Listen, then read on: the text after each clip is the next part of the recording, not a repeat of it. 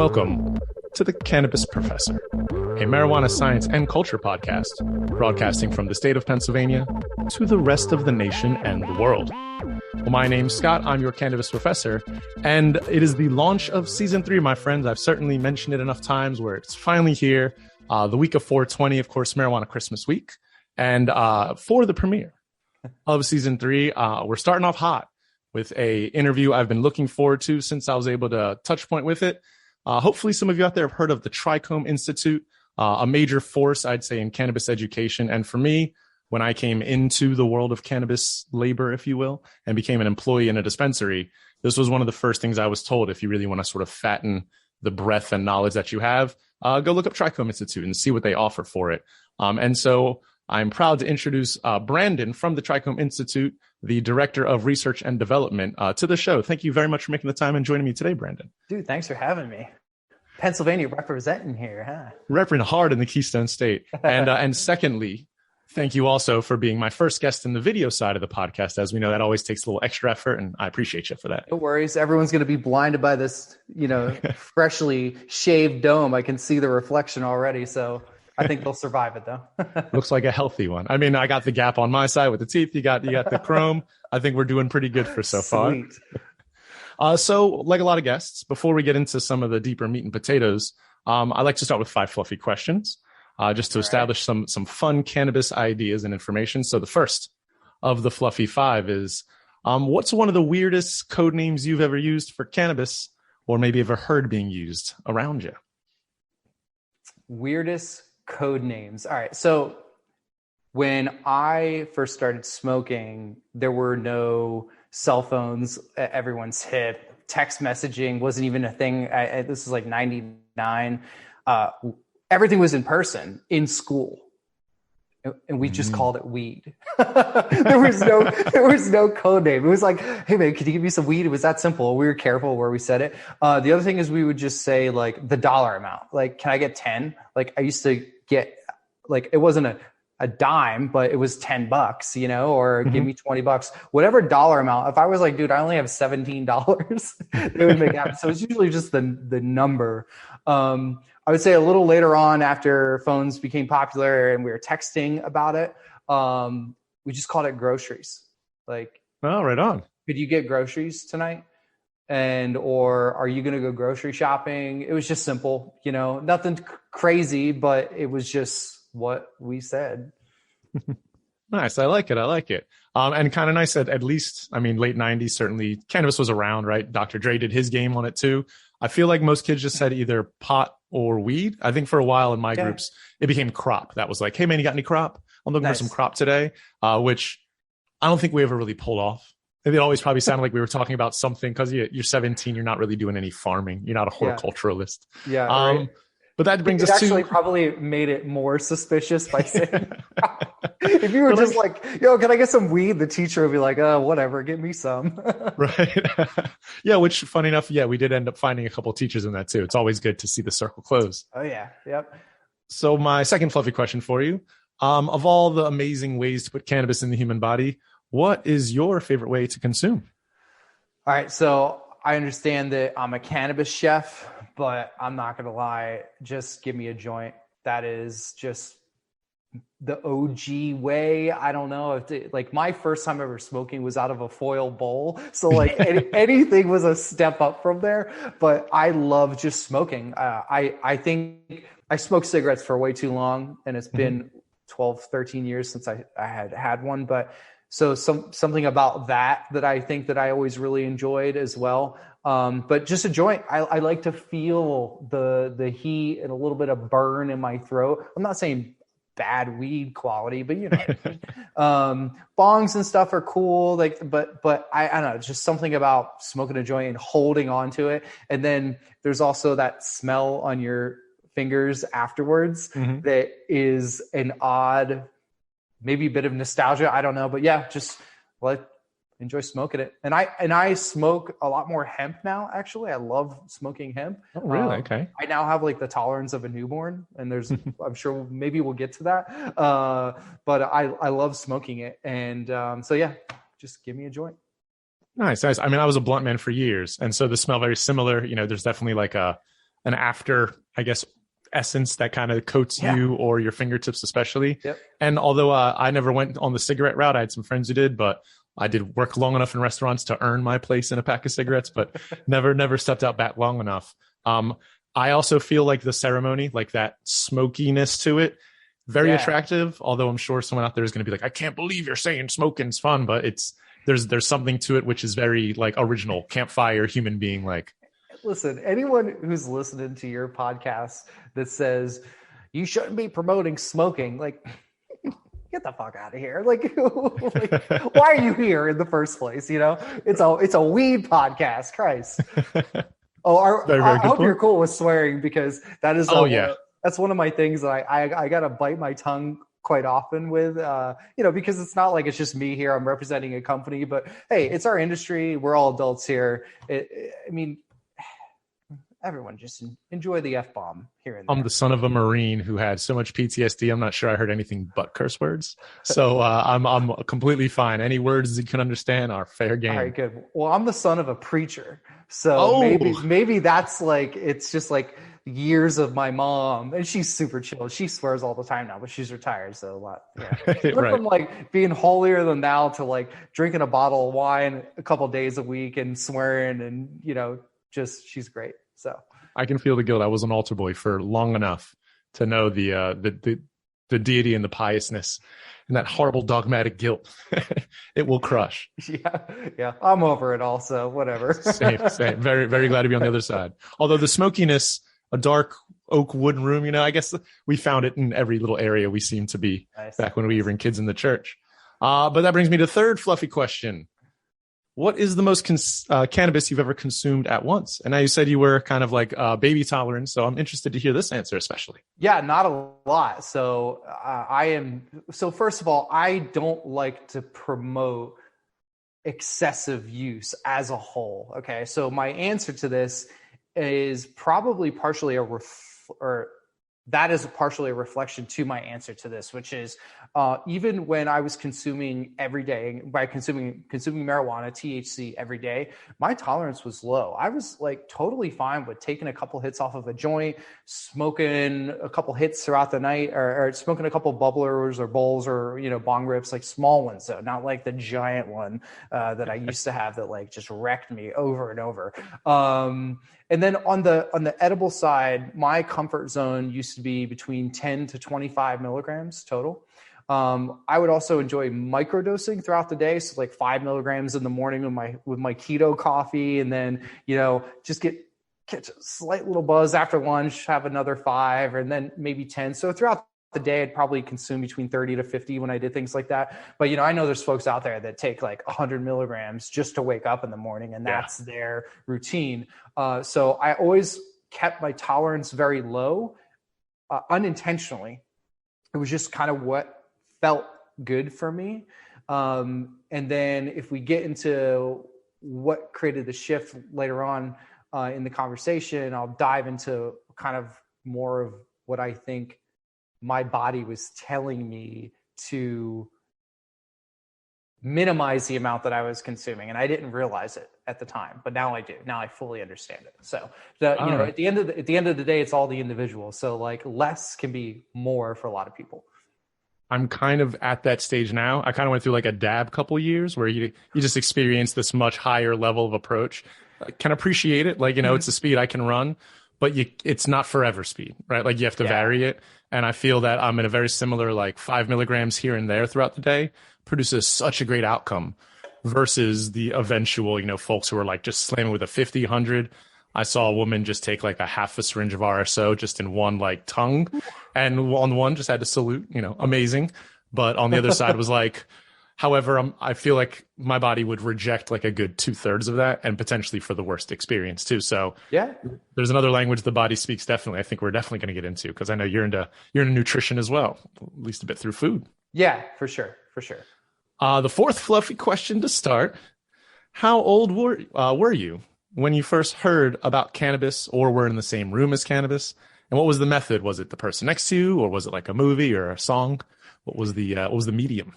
I don't know the exact age that I was first introduced to it. This is weed. And most likely it was like Dare or something where they came and like they ripped phone books in pieces and they were like, don't do drugs, you little fuckers, you know, like something like that. But I will never forget the scenario that it at least had an impact on me. I'm looking at you, and then here's the camera. So at least you know when I look at you, I mean business. Okay. Oh, so, but you, I'm looking at here. Anyway, so I was at a friend's house for like a little sleepover. I want to say it was before I smoked, so I was 13, maybe 12. So I'm like it was probably 7th grade. So 12 or 13. I was older for my age, so probably 13. Anyway, and he had already started playing the drums, and I was just in love with music, and I wanted to play the guitar and stuff. And I remember he bust out the enlarged to show detail 311 VHS, and he pops this in, and we watch this little documentary type thing of this band, and they're playing awesome music, this rock reggae, rap type of vibe, which was totally new to me at that point. And they're just blazing in every other scene. And the Who's Got the Herb music, I was loving. Hydroponic song was like this super heavy metal type, more of a new age metal. And I loved it. So the music is what captivated me, but it was their story and what they showed behind the scenes and how much fun that they were having with weed.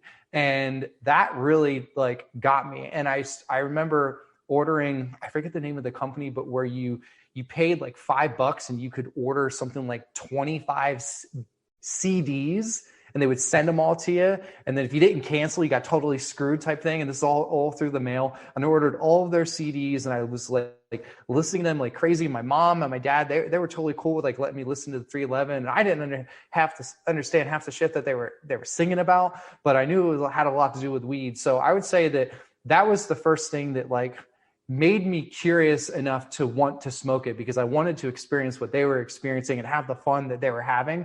And I believe right around the same time, the movie Half Baked came out, which, I mean, come on, it's like, it's amazing. I remember just rolling my ass off laughing, and I'm totally sober. And I'm thinking, boy, maybe if I got high, these things would be even better. The music would be better. The movies would be better. And guess what? They were right. Things were totally better. Nailed it. So I would say that music was definitely the first thing, and then a little bit of film there. But it's not like some people, they get high and then they hear Pink Floyd and they're like, oh my God. And that happened to me. But I was inspired to smoke weed through the music first, which is really interesting. And hearing like in the movie, the song Who's Got the Herb, where they list all the different names of what it's called. Like that's the majority of the song is them saying all these different slang names for it. And I was so intrigued by that. So that's it. 311. 311 did it to you. Yep, they did it. That's awesome. And here we are 23 years later, and they're still touring. And they're still playing music. Yeah, incredible, right? Still pushing along. I remember back then the Black Crowes, the lead singer was always one of the guys that was a huge advocate. I swear I feel like he was married to Kate Hudson at some point. I don't know if that was a legit memory, but he was in that same like early mid 90s rock era. I remember him being a big advocate. For me, the Beatles actually were from my first time hearing about weed. When they came out with the anthology series, early 90s, they put out Free as a Bird, which was like John Lennon's unreleased track. And my sister told me they smoked weed before they met the Queen, the first time they ever did, like in 60 something. And I couldn't understand as like a dare kid, like, but why would you do drugs to meet the Queen? Like, cause it wasn't weed. It was all drugs were the same at that point from the dare scare. Yeah. You might as well just like some booting some black tar, Pretty much just grab a spoon. And I think years later, the reason I started playing music was because of the Beatles. They were just so in love with them as a kid and as a teen that I had to learn how to play bass, even though it was on a guitar. And I think because of that guilt by association, I was like, it can't be that bad. Like my favorite band, they did it when they met the Queen, but I could not at all understand but they were on drugs. Like, how did they even talk to her? Not realizing it was probably the best time for all parties involved, Yeah. Yeah. And the weed was a lot weaker back then too. Yeah. So let's not forget about that. Yeah. They weren't slab, dab, and shatter back then, thank God. Exactly. Yeah. So for the fifth of the fluffy questions, our final question. First time I'm actually asking it to any guests, and I'd love to hear your answer. What's something you wish you had known about cannabis before you started using it? How to identify the quality. Yeah. Forget about what it's called. It just, do you know how much mold we've smoked? A lot, because mold's sticky, today, right? Even today, in 2022, the current legal recreational medical market, whatever you want to call it, especially the medical market, how many people are just sucking down some powdery mildew and jar rot and botrytis and stuff like that? It's all over. So definitely just being able to look at it, just because it smells like weed doesn't mean that it's good. You know what I mean? But I remember like one of my cousins be like, "Oh, this is White Widow." And that was the first time I ever heard a strain name. I was like, Right. That sounded fresh and awesome. It's like, sign me up, you know? I remember it being described, the good stuff, like I'm going to see a lot of this. A lot of people, oh, this is dank. They use dankness. Dank which is a word to describe the aroma profile as a way to describe the quality of it. Oh, it's dank nugs. And I was like, all right, well, it's better than the mids, right? Yeah. Or it's better than weed, you know? So, I would say, like, knowing what I know now about cannabis, if I could extract maybe like 10% of that in the sense of like quality, most of which I learned from Trichome as a student before I became a partner. If I could have taken 10% of that away and had that when I was, 14, 15 years old, it would have been nice to just say, oh, this is whack. This is not the good, not good kind of whack. This is bad whack. Like, no, thank you. That would have been that. Yeah, but back then, it's not like I would have gotten a refund anyway, or like it's not like it was so hard to come by for the most part. Yeah. I probably would have been like a little touch of acrid sour cream, which is kind of like what I described botrytis as, of like, oh yeah, it's not that great. And I would have been like, whatever, fuck it, smoke it.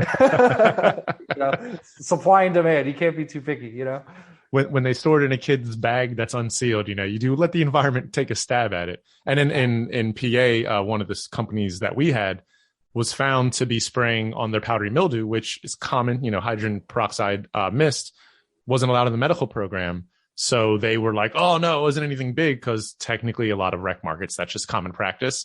But it was just funny seeing how they try to describe, like, no, you're not allowed to do that because it's bad. Sell that powdery mildew weed. But wait, you're breaking the law, and everybody kind of had an opinion of it. There's very, very little righteousness in that, just a lot of opinions, unfortunately. And at the end of the day, I don't know any studies as of yet that are specifying that when you light PM or botrytis on fire and inhale it, that it has any detrimental effects. Like, I don't have any data to point to and say bad, like ingesting E. coli or something like that, Right. But I don't have data. But it's one of those things where it's like, well, it can't be good. So if I know that it's there, I at least then get to make the choice of whether I'm willing to risk, and I get to assess that versus not knowing it's there and being told that it's safe by an organization that I'm supposed to trust. It's like, let me bear that burden on my own and make that decision on my own. Yeah, and let the individual who's actually investing in it be able to use that information. It's like, you might not think it's a big deal, but I still would like to know it in case I do think it's a big deal. And I think it's one of the big things. Jersey going rec in just a couple of days, you're going to see the varying qualities because, due to having to go through volume instead of actually being able to do it correctly. It's always going to be that kind of ebb and flow as business creates that weird pressure. But a good 5 fluffy questions, certainly a lot of areas we covered for it. And that'll break us down into the main section with the good conversation we have in front of us. And mainly to start off, for any folks out there who may not know it, hopefully they do. If they listen to this podcast, they have to be weed nerds at this point. But for anybody who hasn't heard of the Trichome Institute, tell us a little bit about it, and more so just how you found your way into the Trichome especially. Sure. So Trichome Institute is a cannabis education company, and we specialize in creating education for dispensaries, consumers, connoisseurs, extraction, artists, extractors, whatever you like to call them, as well as chefs. We just recently came out with a new Cooking with Cannabis course, which is definitely my forte. And so, but Trichome got founded by Max Montrose, and it all started based off of the cannabis sommelier connoisseurship type of perspective. And he created this program called interpening. So think of it as you're interpreting terpenes. And that was the OG course. And Max used to go all over the country and teach it until the company became, primarily online driven. Even well before COVID, we were creating that shift, which was a blessing, that's for sure. Okay. So how I came into the picture of Trichome, and we can talk more about the different things that we offer if they pop up, but the long story short, which will be still a little bit of a mouthful because I think it's important to explain some of this. So I went to culinary school knowing that my interest was to not work in a restaurant. I have debilitating back issues. I have since I was 9 years old, knee issues, wrist, you name it. Like, I'm just not cut out to be on the line for 20, 30 years or 40 years. And knowing that, I went into culinary school with the idea that I want to learn a lot about food, and I want to take that education and I want to apply it to something else that I really love. And my background prior to that was in sales, various types of sales. So I was thinking, well, maybe I can get in like food sales or food development, recipe creation, different things like that, or just piquing my interest, Finished up culinary school and we moved to Denver. My wife signed up with a traveling nursing agency, and we've been traveling since. So that was like August of 15. So we went to Denver, and it was the first time that I was essentially reintroduced to cannabis as something that was legal. Like I could smoke it, I could have it, and the apartment building smelled like weed all the time. It's just like, you're like the Mecca in Denver too. Yeah. And it was great. So then we went to Texas, and don't get caught with drugs in Texas, depending on where you're at. Austin, Dallas, there's certain areas that are like kind of turning an eye or they've decriminalized. But for the most part, don't get caught with drugs in Texas, which is where I'm at now. Ironically. Right on. And then we moved to California, and we got there on a Friday. On Monday, I had my med card, and I started consuming, and I was doing the keto diet at the time. And when I started consuming cannabis regularly, I saw an amazing change in my diet progress, which I found very interesting. I started losing weight again. I also, my sleep was better. My back pain was better. All the issues that I have were like just feeling better. And what I realized is that as a chef, that I had the ability to look at a ribeye steak and I could say, this is nicely marbled or it's not. Or I could smell cilantro and say, this is super pungent or there's nothing to this. Or tomato and identify, oh, that's not ripe at all versus holy crap, this is an amazing Jersey tomato. You know what I'm talking about there. I know exactly what you're talking about. Yeah. And so I could identify the quality, but I knew nothing about cannabis at all. So I started researching, and I ended up finding Max Montrose on YouTube, sitting down Indian style, like just on like a platform with a bunch of weed in front of him with Damian Marley. And he was teaching him how to properly smell weed and look at these different things. And I was so intrigued by it. I spent hours, on YouTube and watching different videos. And I ended up enrolling in the course in Denver for, at that time, they called it the level 1 and 2 interpreting course, and the titles have changed, but the concept is the same. And I flew out there. I took the course. I failed the practical because it's really freaking hard. And I went to Max after the thing. I said, listen, I'm not flying back to California until I pass this test. I'm like, can I please come to your office like the next day and retake it? And they let me, and I ended up passing it. It was very, very, very challenging practical. So that was like the foundation to me being introduced to cannabis from like a recreational and a medical perspective, as well as from a chef's perspective, was like Max Montrose in the very beginning, in the sense of when I started actually thinking about it more than it's just something that gets you high, Right. So that played a pretty important or pretty significant influence on just kind of like my thought process of when it came to talking about cannabis as a whole. So like I said, that's the shorter version of the story. But to just skip ahead, I actually started really pursuing doing cannabis and cooking related things. 2 years later, Max sees me on TV with 2 Chainz on Most Expensivest.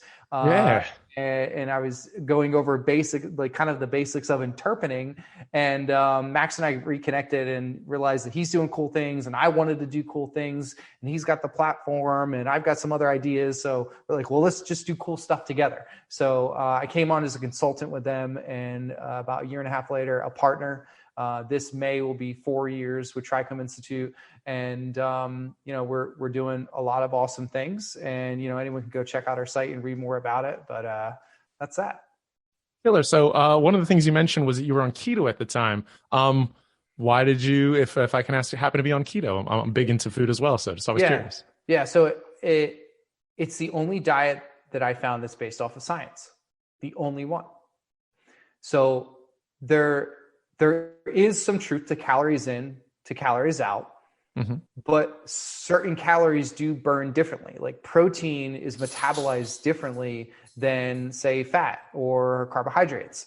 And I'm not the nutritionist here. I've just read a lot about it. And like the energy that your body utilizes to do certain things is different than what it does to do other things. And just not everything's created equal. 1,000 calories of sugar is not the same as 1,000 calories of grass-fed beef ribeye. It's just not. Okay. But so I had tried vegetarian. I was a vegan. I've done gluten-free. I've tried raw. I've done like everything. And when I came across keto and I was getting bigger and bigger, the way it was explained to me just made a lot of sense. It's like, well, if you do this, if you feed your body this over here, instead of burning glucose as an energy source, you're burning ketones as an energy source, and ketones have a higher energy output. It's, it's like putting rocket fuel into your system, and it just made sense. So I started doing it, and it was like within a couple of days, I felt a difference. And over the course of a 2-year period, I lost 50 pounds. Holy man.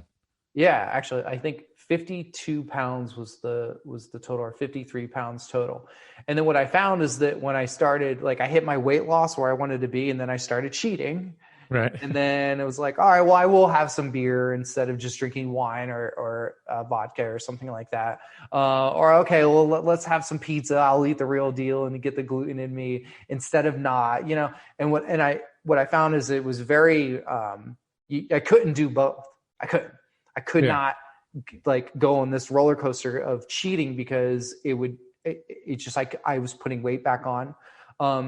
But cannabis had a big part to do with my weight loss. I think about half of that. But so since then I've been kind of like on this, just constant experiment of figuring out what food and what diet works best for me. And I think I found a sweet spot, which is more carnivore driven now, with a little bit of fruit, but enjoying my cheats in certain ways, but different than what I did before. So I think keto is amazing. I don't think it's super sustainable long term, but it also depends on other lifestyle habits that you may have. No diet's going to work really well if you're drinking a bottle of wine every night. Been there, done that. Certain diets might work better if you're using cannabis regularly, and there's potentially some science behind that as well. So I'm not a big believer in this, like, oh, there's a diet for everyone. I don't think that that's the case. I think that for the most part, there's probably a pretty sound way the majority of the world could eat and be super healthy, like super, super healthy, as long as they're not doing all these other things that aren't. And I think that that's where a lot of the things with diets work or don't work with people, is it's other factors that no one else is considering. And when you look at a lot of like the epidemiological studies that are done on diets and which could be better, which or that, the way that they're gathering that data, there's a lot of propaganda around it and whatnot. So, relying on something that's based off of science is, I think, at least the science we know today is like the best thing possible. And that's why keto just clicked. Yeah, and I think you mentioned something I like as well that's very important, which is quality and source. I mean, as you said, not only is it different molecularly, a carb to a fat to a protein, but also that marbled piece of beef, that well grass-fed raised hunk versus the ground meat you get that has some of the pink slime ammonia in it just for color and to kill E. coli. And then it's also 1 part Brazilian beef, 1 part Australian beef, 1 part who knows what the other part is. And to me, my eyes see one burger, but my body sees 3 different things being combined and recessed in. And I think a lot of people, think if their eyes are convinced, their body's convinced. It's said fat free, so it must. And it's like your body knows so much more about what's going on than what you can perceive. Thank God it gives me some perceptive alarms when it's like, here's something going wrong. And hopefully my sleep is weird. So I start to notice I'm doing something which is maybe off pattern or maybe outside of the rhythm, because there's a language internally, a nonverbal language of the body. And I think a lot of folks ignore it because they're like, I was told on the wrapper. Source doesn't matter. I just take vitamins. I don't care where they get them from. I think there's a lot more to that, especially what you're saying. Yeah. So the most powerful drug in the world is placebo. But what a lot of people don't talk about is the equally most powerful drug in the world, which is called nocebo, which is shall cause harm. So this idea that, and this is where a lot of propaganda comes into play with food, is when someone plants the seed and says that, well, if you're going to eat ground beef that's not coming from a single source, it's bad for you. That's here. Now, whether that's true or not, regardless of what my opinion is of that, if you're told something's bad for you and you believe it, good luck, because you've already made up your mind, and there is definitely a physiological response to that. And I think that I've inflicted that terribly on myself with the different diets and things that I've tried. Terribly. It's taken me quite a time to get to the point of, like, say, where I'm at right now, where I'm on another weight loss journey, but I'm doing it very differently. Where, like, last night when I ate a bunch of potato chips and 2 like keto ice cream bars, which when you're eating a bunch of potato chips, don't eat keto on top of it. Like, it doesn't exactly work, it's oil and vinegar at that point, what else did I eat? I ate half of it was a gluten-free like cauliflower pizza, but it's still super high carb. But I cheated last night mindfully, but I did it because my body was craving it and I felt good about it. And I woke up today and my weight was up a little bit versus where I would have liked to have seen it go down, but I feel good. Mentally, I'm on point. And it's because I've had to retrain my brain to not fucking feel guilty about what I'm eating or when I'm cheating. So I think guilt plays a huge role into the negative side effects or the lack of results when it comes to dieting for people, because that cortisol response, that stress response, that is not healthy either. So I think so many people, including myself, have listened to so many people say, do this, don't do that. I've been that person. I said, don't do this, do that. You're planting seeds, and when they are rooted, it's really hard to change the mind from that. So just fruit for thought there. Next time you're enjoying something, or anyone who's listening, or you're enjoying something because your body's telling you go for it and your mind's telling you go for it, but that aftermath, like that guilt, is having so much more of a negative impact than the calories you just consumed or the gluten you had from that pizza. So good. So damn good. Yeah, I'd seen and this is I actually tried to dig it up and I couldn't find it again. I like to start a lot of sentences with, I was reading an article, right? And this one was in support of this. Thankfully, I guess somebody started to get a little bit more of the science behind it. The science of indulgence in the way you described.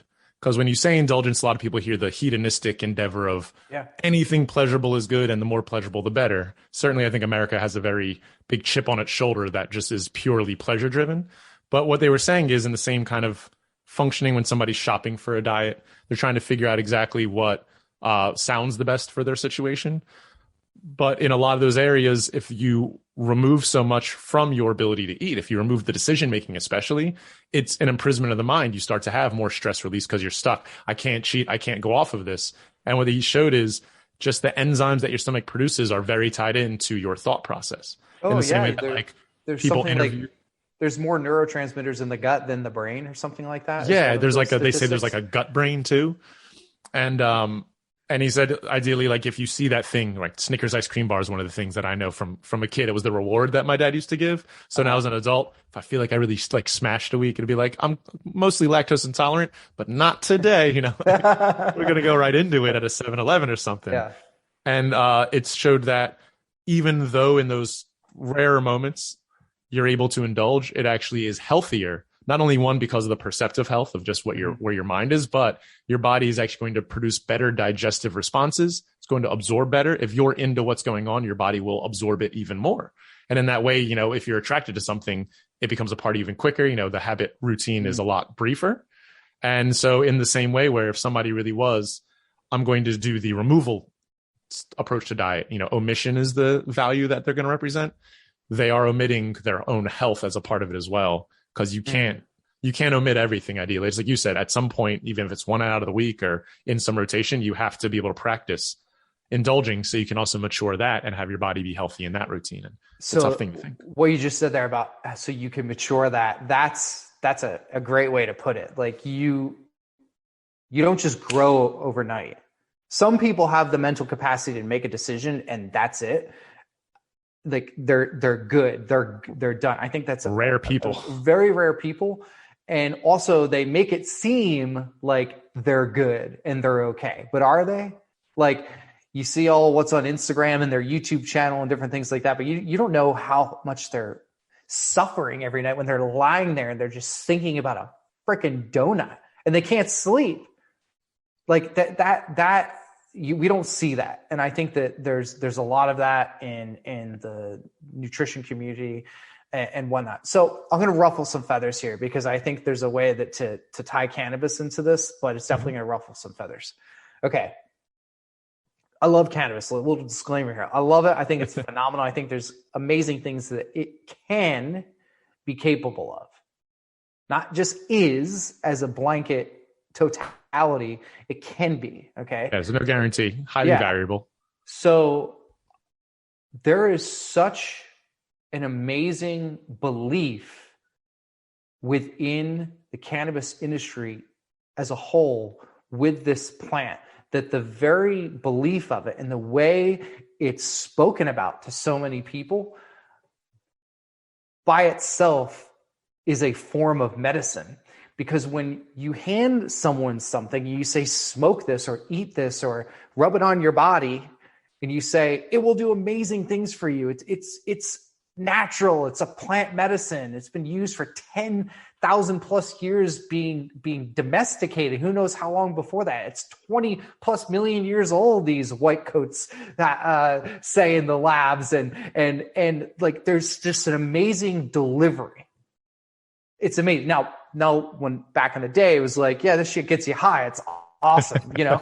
and there still is that. But because of social media and the internet as a whole, and the way that the legalization, and there's such a positive message behind it, because obviously people don't want to talk about it. It's just a drug to get high off of. Right. Okay. It's got a higher purpose. It's not a drug anymore. It's a medicine. People get offended if you call it a drug.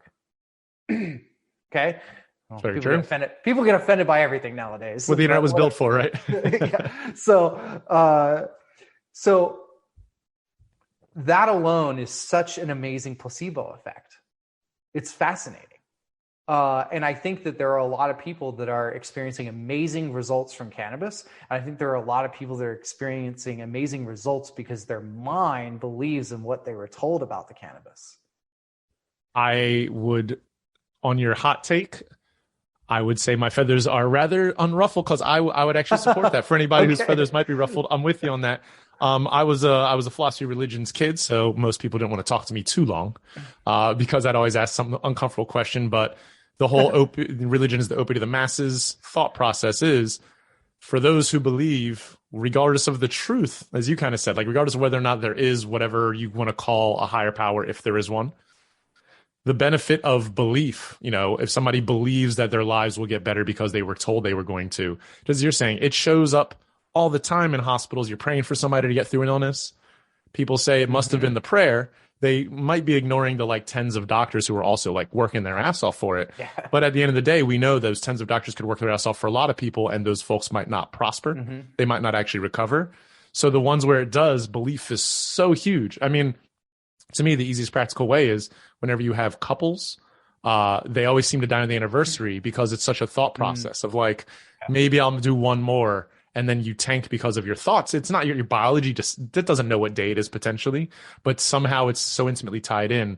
I think it is one of those things you can never fit a knife between that connection, because it is how we exist. You know, it's how we believe my car is in the same spot I parked it, how I believe my credit card still hopefully has money on it when you try to use it.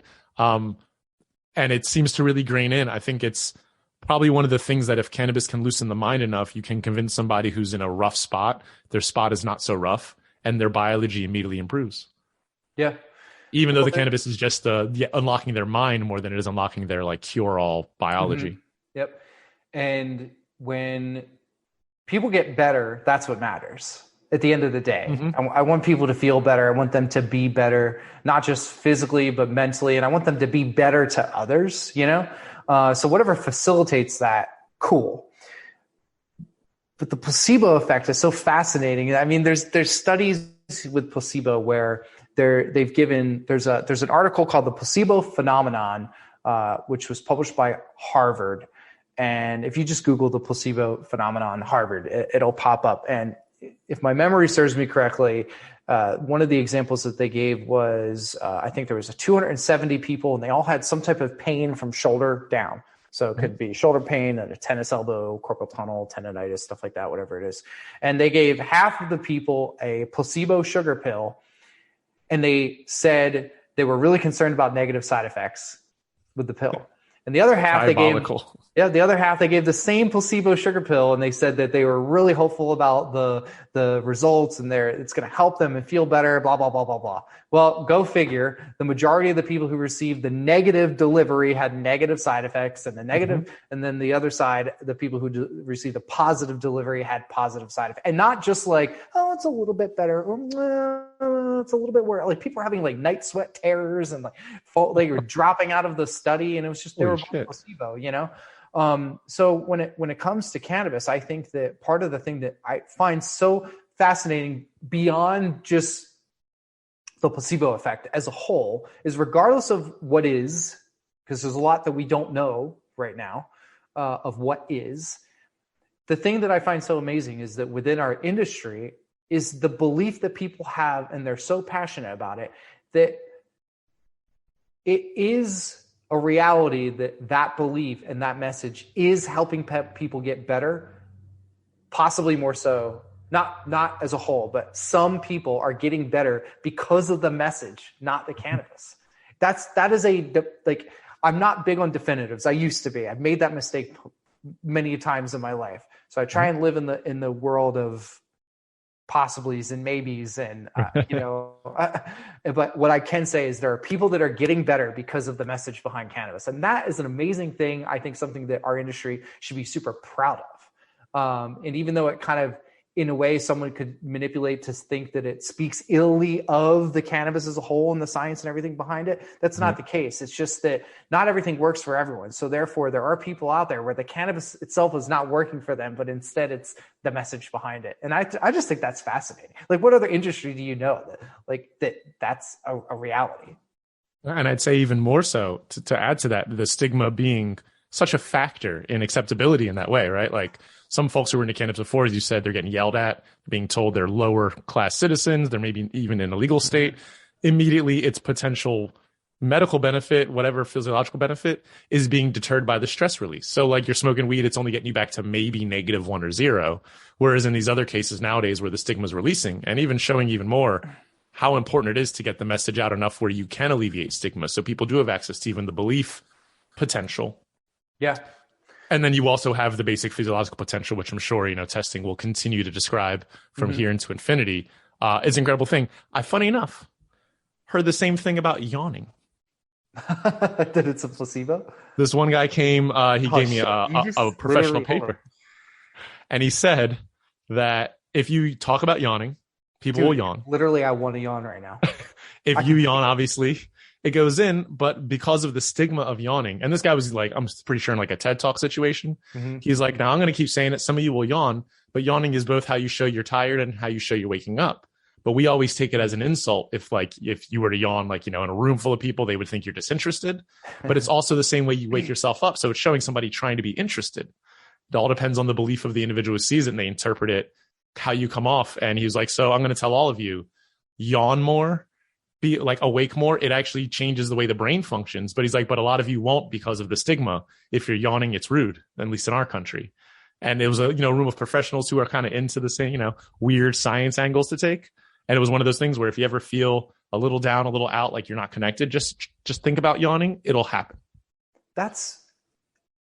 This is why I don't like to live in the world of definitives anymore, because I've never thought of that. Where, if I was in a conference call and we're on video and someone started yawning, my mind would immediately go to there's two things.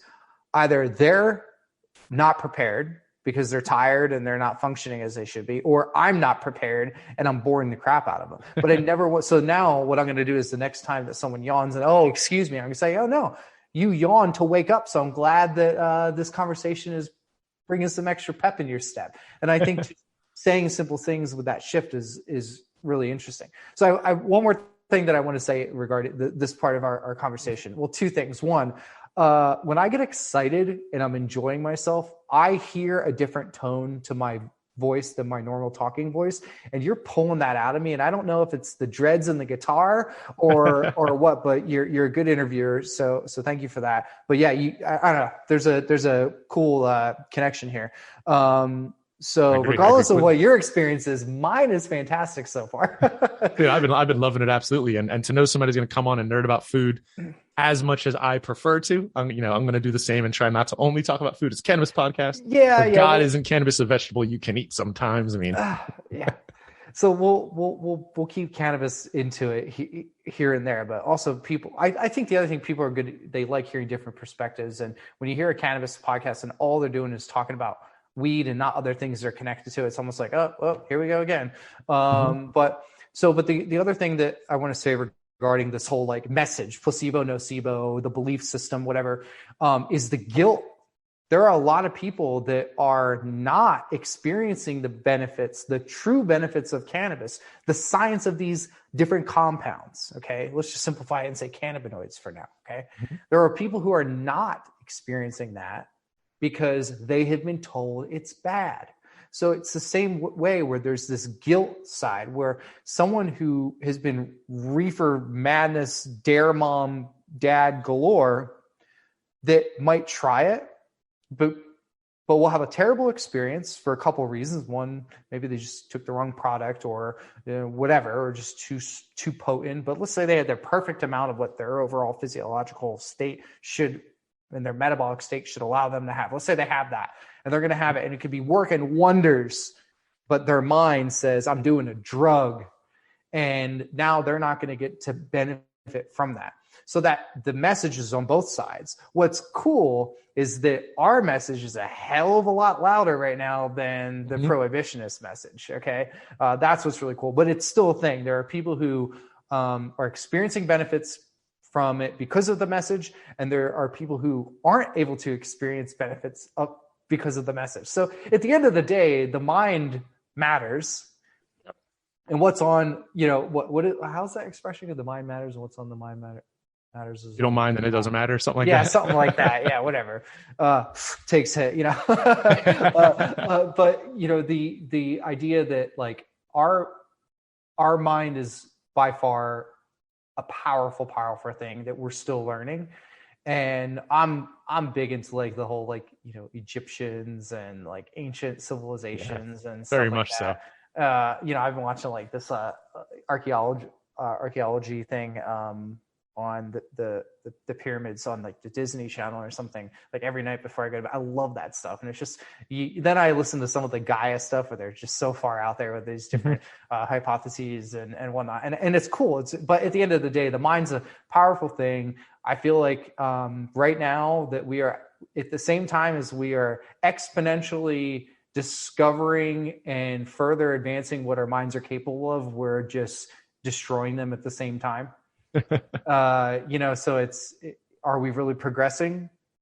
Probably, but maybe not as fast as it could be. But anyway, there's just a lot of cool stuff that the human brain can make or break for you. And that very same thing could do the opposite for someone else, just because of, again, that belief system. So yeah, that crazy structure to it. Yeah, and believe me, as a philosophy-minded individual, I could slip into that suit all day. But I'll bring it back to one of the other questions I had on here, because this is one I actually did want to hear the background on. One of the things I saw on your accounts, you won the very first High Times Top Chef title. Yes. And that just sounds amazing. So could you tell me a little bit about exactly what that means, or how did you even get on like a list of people to compete? I'm not even sure how you do it. So I'll share it, but I'll preface it with this, is I'm sure that there are some of y'all that are watching or listening right now that want to get into the cannabis industry and are trying to figure out how, or are looking for someone to say, well, here's the path to do it. Listen to this, because there's two approaches. I'm going to answer the question, but I also want to, and this is a recent thing. I realized that by sharing this, that I'm answering another question at the same time, which is, how do you get into the cannabis space? And, spoiler, the answer at this point is, who the hell knows? Okay. But you gotta throw some shit and hope it sticks. Okay. All right. Absolutely true. So here's the deal. When I was in culinary school, I created an apprenticeship with a chef who was also one of the chef professors, who was and still is on the Olympic culinary team and is a master chef. The Olympic culinary team, Olympic culinary team, like legit. That's like, fucking incredible. His chef's jacket has like the Olympic rings, and he is an Olympian.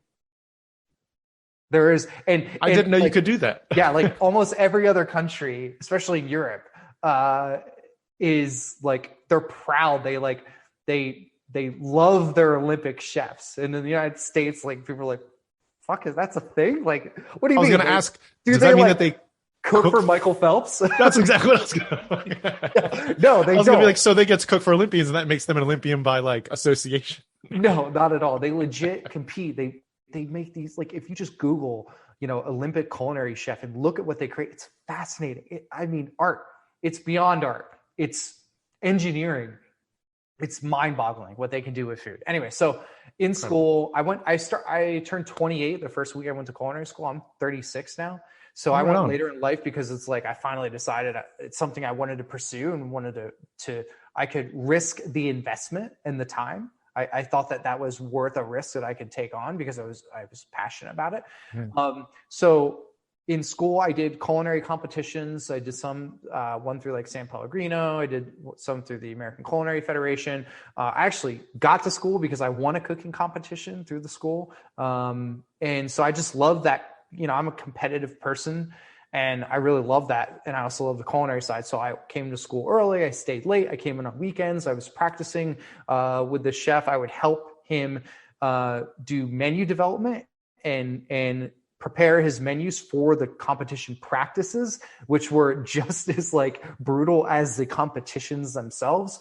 Are these competitions like what people see on TV? Timed? No. Do a thing? Well, they're timed, but they can be like a day long or like a half a day long or several days long. Is it like several courses or is it like just one big meal that you have to make like 100 of the same thing perfectly? It depends on the style of the competition, but a lot of them are like, you'll have different team, like there'll be, I don't know how many people are in the team, like a dozen or something. And they're all doing different things to create like these massive, like it's hard to describe.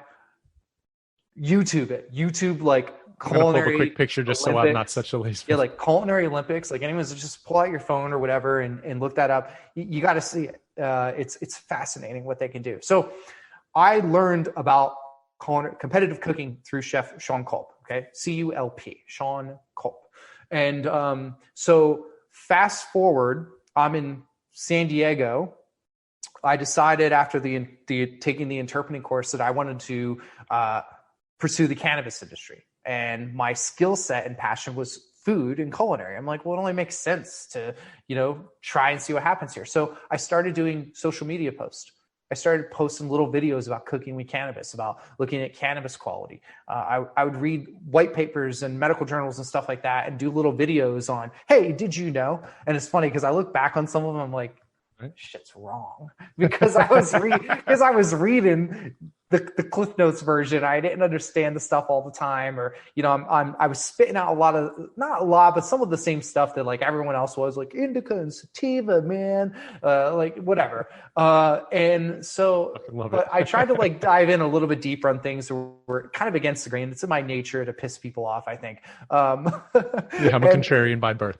Yeah. So, and anyway, so I'm posting these videos, and next thing you know, I get tagged in a post by someone in Boston that had started following me when I probably had less than 1,000 followers on Instagram, for the first High Times Top Cannabis Chef competition with magical butter. So I saw it. I was like, well, this is cool. It was in San Bernardino. So I was like, that's not far away. So I applied, and of the 8 chefs that were selected, I was the only one that was not in the industry, didn't have an edible line or a cookbook or something. Yeah. I was just a no one at that point, solo, right? Came alone. Yeah. So, it was mystery cuisine. So the way the competition was set up is they had 11 different styles of cuisine in a hat. Whatever they pulled, that's what you had to cook. You had 30 minutes to create 4 dishes. More entree style dishes, utilizing the pantry ingredients. So there was just random ingredients, and then when your round was selected, if that ingredient was left, you get to use it. They were on normal like tables that are like 28 inches high or something, instead of like counter height, or 28 inches. Anyway, instead of counter height, it was like this little mini gas propane burner, like a Bunsen burner. I think there was like a microwave there. Like it was just like there was hot plate, just basic stuff. And I showed up. I got there early. I think I was the first one there, and I memorized the best I could the pantry ingredients, which we were allowed to do. We were allowed to go on stage. We were allowed to look at everything, look at the equipment we were able to use, and we were able to bring in a couple of our like own ingredients, like our own secret ingredient or whatever. And I brought fan leaves that was provided me by Candescent, which is out of California. I know. And I had other things that I was ready to grab if I needed them. And so elimination round, the first one they called Jamaican. I never cooked Jamaican outside of culinary school, not gonna lie. But I actually prepared and brought my own Jamaican jerk rub, a dry rub. So I was ready for that.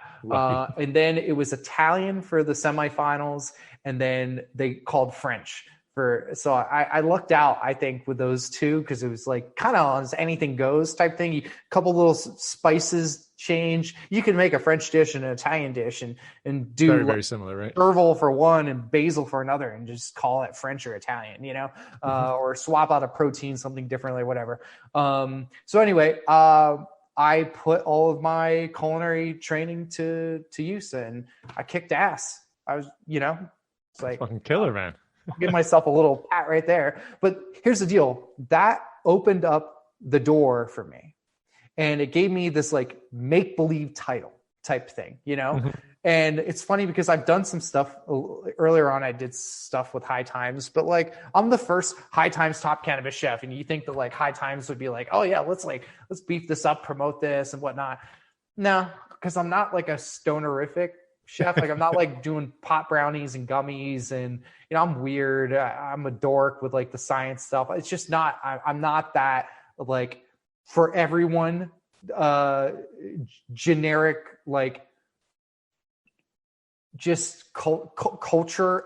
You know what I mean? Like, yeah, like the token pothead guy. Exactly. I don't fit that bill, and I'm cool with that, but what it did is it gave me an in, and it gave me an ability to say, I'm this. And people like titles, especially in cannabis. You can make titles up anywhere you want now. It's like, who governs this? Like we do. We the people, but the reason I explain that in the detail and what I said to preface this is like, I got into this industry because I put myself out there on social media. Okay, good luck doing that. It's tough, especially with the shit you get from everyone, all the haters. But all the people who support you, they're the ones that matter. And, you know, enough to make an impression on someone who thought I qualified for something and tagged me in it. And, you know, since then of winning, like I made a great relationship with Magical Butter. I had some stuff I was doing with High Times before they got bought out and they did shifts. I utilized my social media and that title to grow my social media, which allowed me to get hired to do totally legal cannabis dinners in California and other places in the country. And, you know, I put myself out there and I was just throwing shit until it stuck. And eventually what happens, Max messages me on Instagram and is like, hey man, let's connect. I'm going to be in San Diego.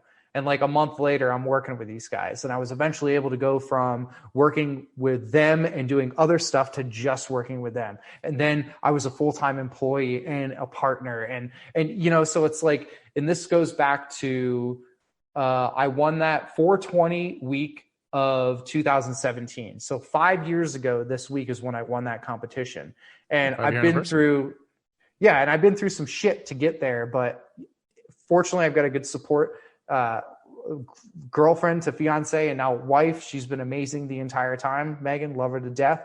My family supported. My retired minister of a mother was like sharing the live streams, like my son's cooking with weed. He's gonna win. You know, like that support was crucial. But so if you're looking to get a job in the industry, if you're looking to work at a cultivation facility or extraction dispensary, places that are like businesses, you can apply to those. You know, you can, and there's things you can do to make yourself stand out from other applicants, like taking courses and getting certifications and certificates and showing you're self-disciplined and you're willing to invest in yourself to get the position that you want.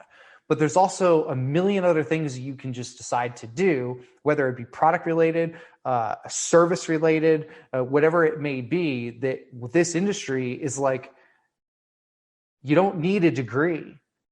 You don't need a traditional 4-year or 6 or 8 year degree. But if you've got that and you love physics or psychology or philosophy and you want to apply that to cannabis, you can. You just got to figure out a way to separate yourself from others and just keep pushing, just keep doing stuff. Like you just got to do something.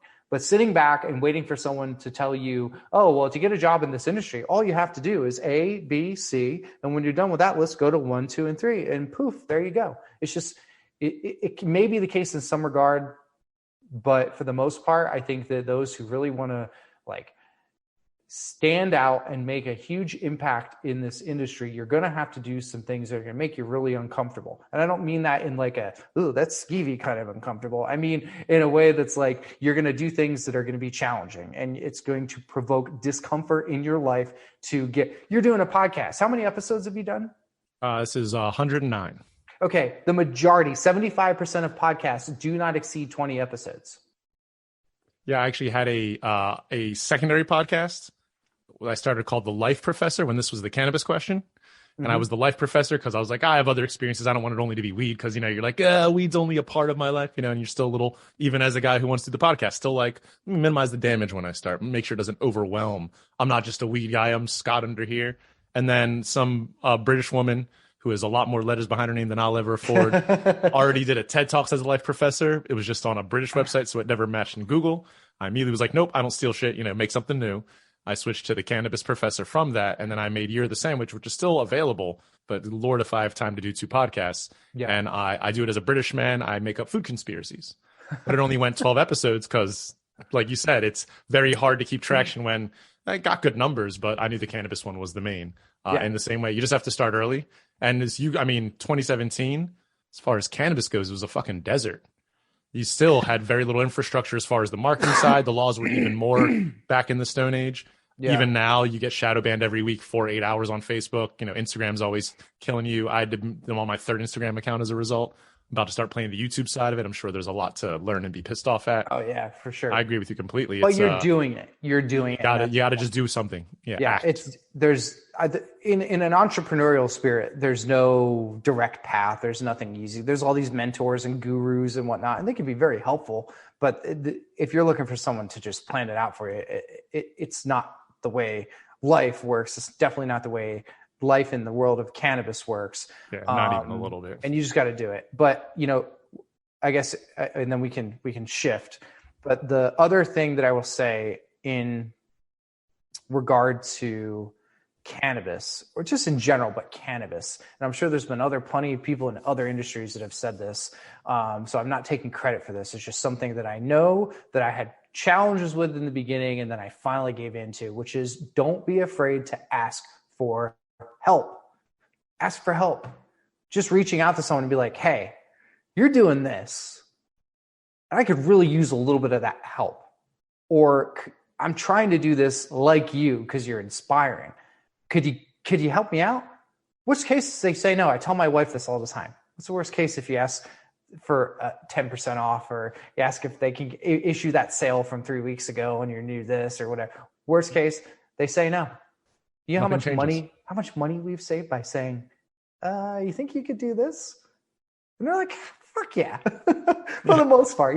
Worst cases, they always say no. So ask for help. And I think that good-natured entrepreneurs and businesses and companies as a whole, they want to help. They want to help. So, and it makes people feel good to help.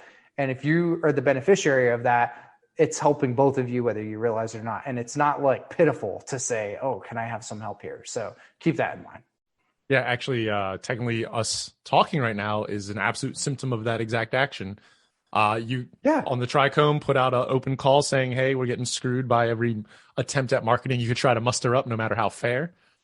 Anybody who wants to be able to help us out, please do. And funny enough, I'm not on Instagram as much as I'd like to be, but somebody tagged me into it, and just at the Cannabis.Professor. And then I end up messaging him and saying, hey, I'd love to be able to ask because I've known about you guys for a while. Full respect on everything that gets done, and was like, I would love this to be. And in one part of my mind, I'm sure like a lot of folks out there, it was like, am I allowed though? I mean, those folks do like major shit. Like here I am running a podcast, but I just run a podcast. I'm just a guy in Happer who smokes weed. These folks are known nationally. There's an organization behind it. You can find Google photos, and immediately makes you feel like, oh, that must be, I'm not allowed. But we're humans. We want to be able to communicate and have good relationships. Yeah. This is a product of exactly that. It's so funny because it didn't even, like, when you said we're in this situation because you reached out and you said about looking for help, it didn't even click in my mind because I've gotten so over the fact of it's okay to ask for help. Like it's shameless, and that's a cool feeling. That was like good to like just process that I'm okay with asking, because I wasn't for a very long time. Ego galore, Pride, man, right? I tell you, I don't believe in ego deaths because like everyone's got an ego. You need an ego. It's just a matter of how narcissistic is it, but no, that was cool. So, ask for help. You can't hurt. And, I don't want to go down a rabbit hole talking about like how cannabis companies are being shadow banned or not. I think some cannabis companies and social media brands just have shit content. And I think my personal page, as well as like Trichome has been like, we're guilty of like some of the stuff that we put out. It's not viral like video, or it's super in depth and technical that like, it's only for this. I'm putting my hands close together for those of you who are listening, 2 inches apart, that portion of the population, it's not for everyone. So there's a reason it's not getting millions of views or even tens of thousands of views or likes or anything like that, because it's hyper specific. And sometimes the content just isn't good content. So it's like, oh, well, how can we do better? Well, we got to put out better content, have better brand recognition and imagery and things like that. But at the same time, there are cannabis hashtags that are like being banned, and they change. And there's certain things with the AI. Like, God, I had a post the other day get taken down. It was terpene related, had nothing to do with cannabis whatsoever. But I used hashtags, and I never use hashtags anymore because I know that it's like saying, hey, look, this is a weed post. I did a hashtag like cannabis, hashtag MMJ, and it was very intentional, and the post was deleted in a couple of minutes. I posted the exact same thing later with no hashtags, and it's still on the site. That's crazy. The company I used to work for I shared one of their promos for like a Sunday seniors get 10% off. And because of every state being very, very hard on that, you can't put a picture, you can't do a whole lot of stuff. You only know they're selling weed because you know what the account is. And the main account was fine, but I shared it and I got banned. And it was just one of those where I was like, but the main post is up. All I did is link the post. My original account, which was the Cannabis Question, as I said, I'm on my third because Instagram, after like a year, I have very few followers. I don't play the game too well. Was like, you have to be doing it every day, and you got to be doing reels now because reels are the only thing that are really creating growth. Yeah, that's the thing that's going to get the most eyes. Yeah. And I went and I did like, I have $25 I don't need. Let me see. I'll try to get 10,000 views. Well, let's see what the data aggregate would be. And then they took the money. It was 7/10 weekend. So naturally I had a 7/10 post where I was just trying to talk about like something was being released. It held up for like 36 hours. So I missed 7/10 completely. Now it's 7/11 and a half. And the post goes out for the 30 hours, whatever the hell it was that I said, like, you have to spend the money over. And then right at the end of it, they banned my account. And I was like, but you just took my money. I thought you said if it's not considered allowed content, then you just don't take my money. You just say you can't post this. And they're like, no. And then I appealed it. And then they banned me from appealing after the first one. So at that point, I couldn't do shit with the account. And I decided to kill it, wait an uncomfortable amount of time, and then try to remake it. I moved the icon and they banned the icon. So whenever I used my new icon, they would ban the account it was on and just use that as the link. So thus I changed my entire branding. Like at the end of 2021, it was like, fuck it. Or 2020, it was like. The AI is crazy. And here's the thing though, if you read their fine print, it says nothing drug related or promotes the use of drugs or anything that's connected to it. So the fact that they're actually allowing as much as they are, they're actually violating their own terms of terms and conditions or whatever. But it's just weird how it attacks certain people. But here's the thing. Social and all that, no one's ever going to know. I love it when all these people, well, the algorithms, by the time the word algorithm comes out of your mouth, it's already changed, Ever evolving. But what does suck is that, for example, like universities right now that have cannabis related programs are advertising on Facebook, they're advertising on LinkedIn, and they're advertising on other areas that we can't. We're a cannabis education company. We do not sell hemp or marijuana products whatsoever, but because we have products that mention them, LinkedIn tells me, I sent them screenshots of like the Maryland University, their master's program or whatever that they have or for cannabis. I sent them screenshots. I think it was them. Maryland University, don't be PO'd if it was. No hate. Yeah, it was one of the universities, and it was advertising their course, and it said like they had pod leaves in the thing. I took screenshots after we got declined from LinkedIn. I got in touch with them. I sent it to them. I said, listen, you're allowing this. They're an education company. Why aren't you allowing us to do it? They said, well, your products explicitly reference marijuana. I'm like, so do theirs. It's not just hemp. It's cannabis as a whole. And they're mentioning things that are outside of the federal farm bill. And I was like, and even if so, we are not selling any cannabis. We don't have gummies. We don't have nothing at all. And they refused. So we are having a hard time with getting new eyeballs on our site. And so my thought and then on top of issues getting eyeballs on our site, we're not clickbaity. We don't have the product to be able to post a 5-second ad and someone be like, oh, I want to learn more about that. We're dorks. It takes us a little bit to explain some of the stuff we do, which this has been more of like a you and me. This is like more of like a Brandon and Scott conversation, not like a Trichome Institute conversation. Yeah, no, I appreciate that too. Because I don't like that. If you like me or think I'm weird and you jive with that, go check out the site. Cool. If not, you might know someone who will, which is another cool thing. Even if it's not for you. But the point is podcasting, what I love about, like, say, Joe Rogan is he's brought people on his podcast that have been canceled or people have attempted to cancel them. Yep. And then you get to listen to the full story.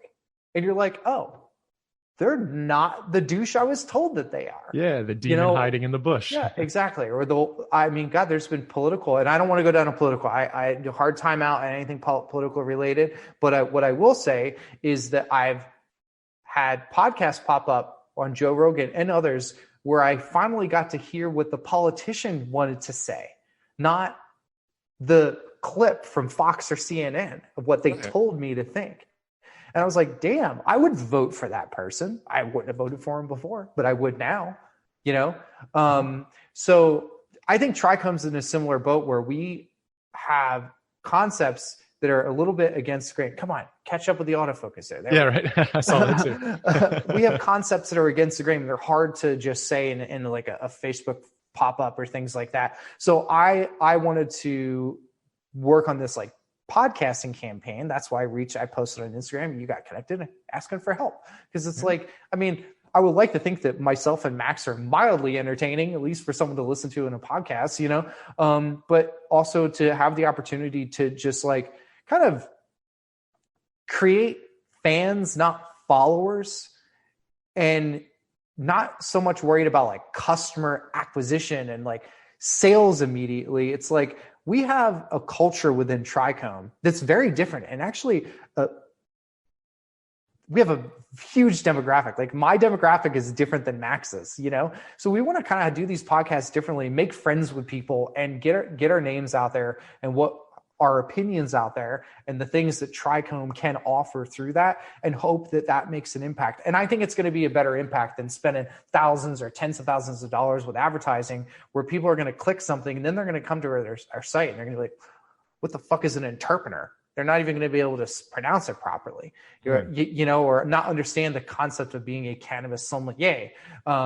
So yeah, I think it's a cool platform, and evidently the metrics on podcasts are well exceeding like almost every form of communication nowadays, you know? But yeah, anyway. Awesome. Well, the thing is, I also, you know, it'll ideally be, I think, where this lands on YouTube, the U.S. Chamber of Cannabis. So I'm very big on the education side as well, and knew that. Hold on, just so you know, it's not a beer, okay? Soda water. Calm, everyone, right? Everyone's calm. And I know that there's a lot of hurdles to look forward to as you try to do anything, which is, again, it's not sales specific. It's just trying to be as ethical as you can while helping kind of usher in cannabis, knowing the amount of people who've tried and just haven't had the opportunity to do it as well as we may. It's like I have to full respect the fact that it's been, you know, 100+ years of people being abused as a result. Now we have this keystone breakthrough. I don't want it to just be a Nike sales pitch every time. You know, I actually want it to be hopefully in response to especially what the plant has, which is a large potency and a large potential for folks. Like you know, no guarantee. So one of the things that I saw you mention in one of your blurbs, and we kind of talked about a little bit here, which is kind of in a zoom out standardization, because cannabis is so high variable. And I know that the Trichome Institute, one of its partitions is trying to standardize. But beyond that, as an individual, certainly as the chef and knowing how cooking goes, what kinds of areas do you find are in better need of standardization from a personal side or from a professional side? So our industry is very like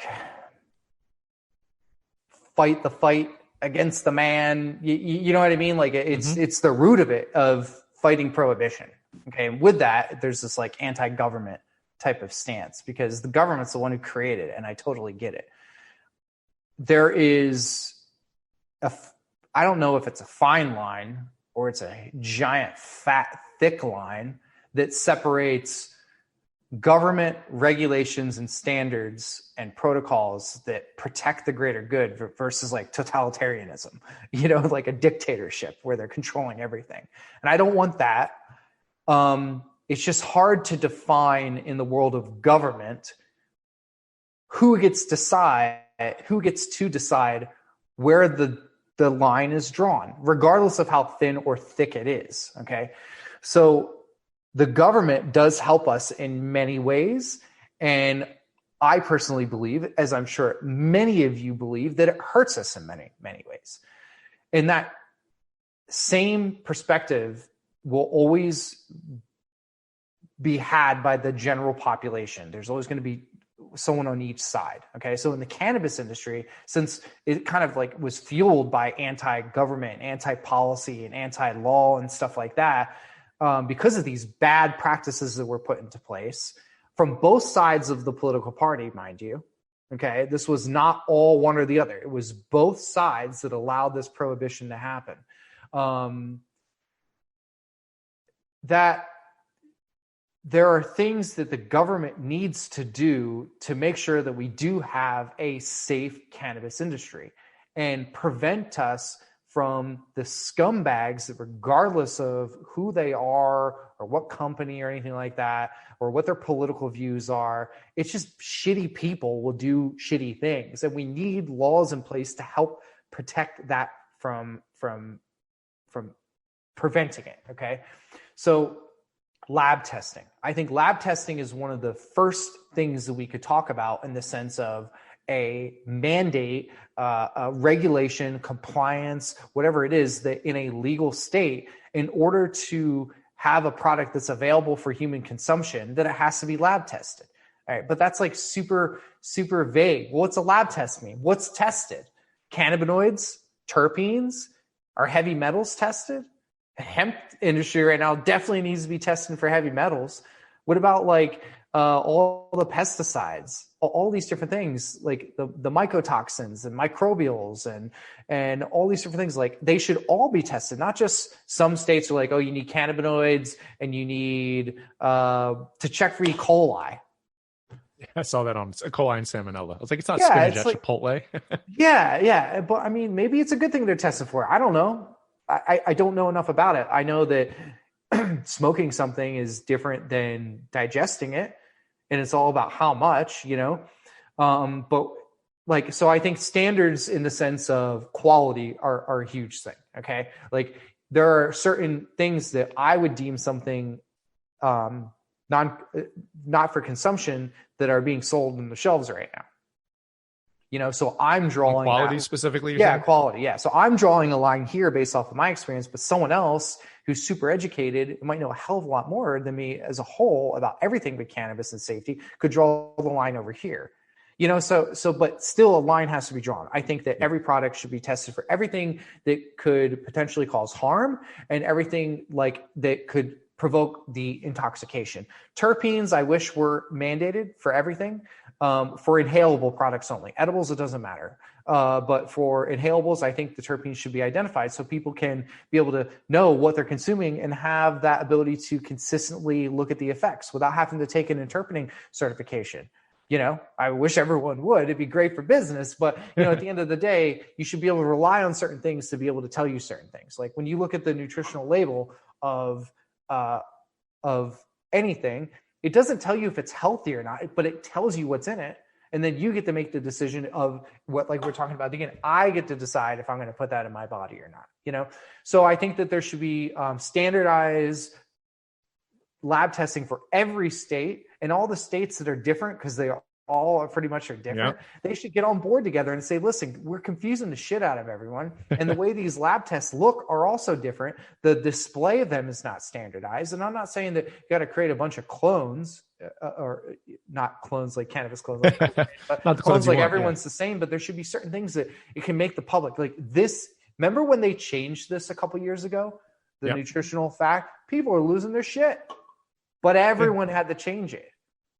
You know, and they made it the window, so now you know where to look for. You look for the window. It's got a certain format. You always have 2,000% in the same area, and it creates this. All right, maybe I don't know what I'm doing, but at least I know where to find it. Exactly. You might not understand that how many calories are in a gram of fat versus a gram of protein or carbohydrate, but at least you know you can read and understand it from thing to thing. So I think that should be there. Education, I think, should be standardized to a point.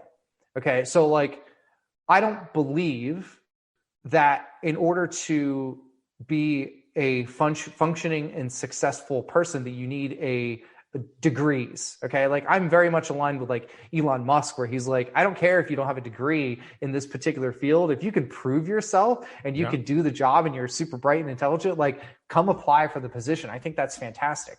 I know that there are people that know so much more about food than I do. Even though I went to college, I mean, there are millions of people that know so much more about food than I do. And I went to culinary school and they didn't. There are people that can cook me under the table and they've only been working the line for a year or two because they're badasses, you know? So, but when it comes to handing out psychotropic compounds and making all these claims, I think that every single person who's working directly with the consumer market, so in a retail setting, or those that are self-identified cannabis health coaches, that they should have to be able to say that at the bare bone, they are competent enough to know these things.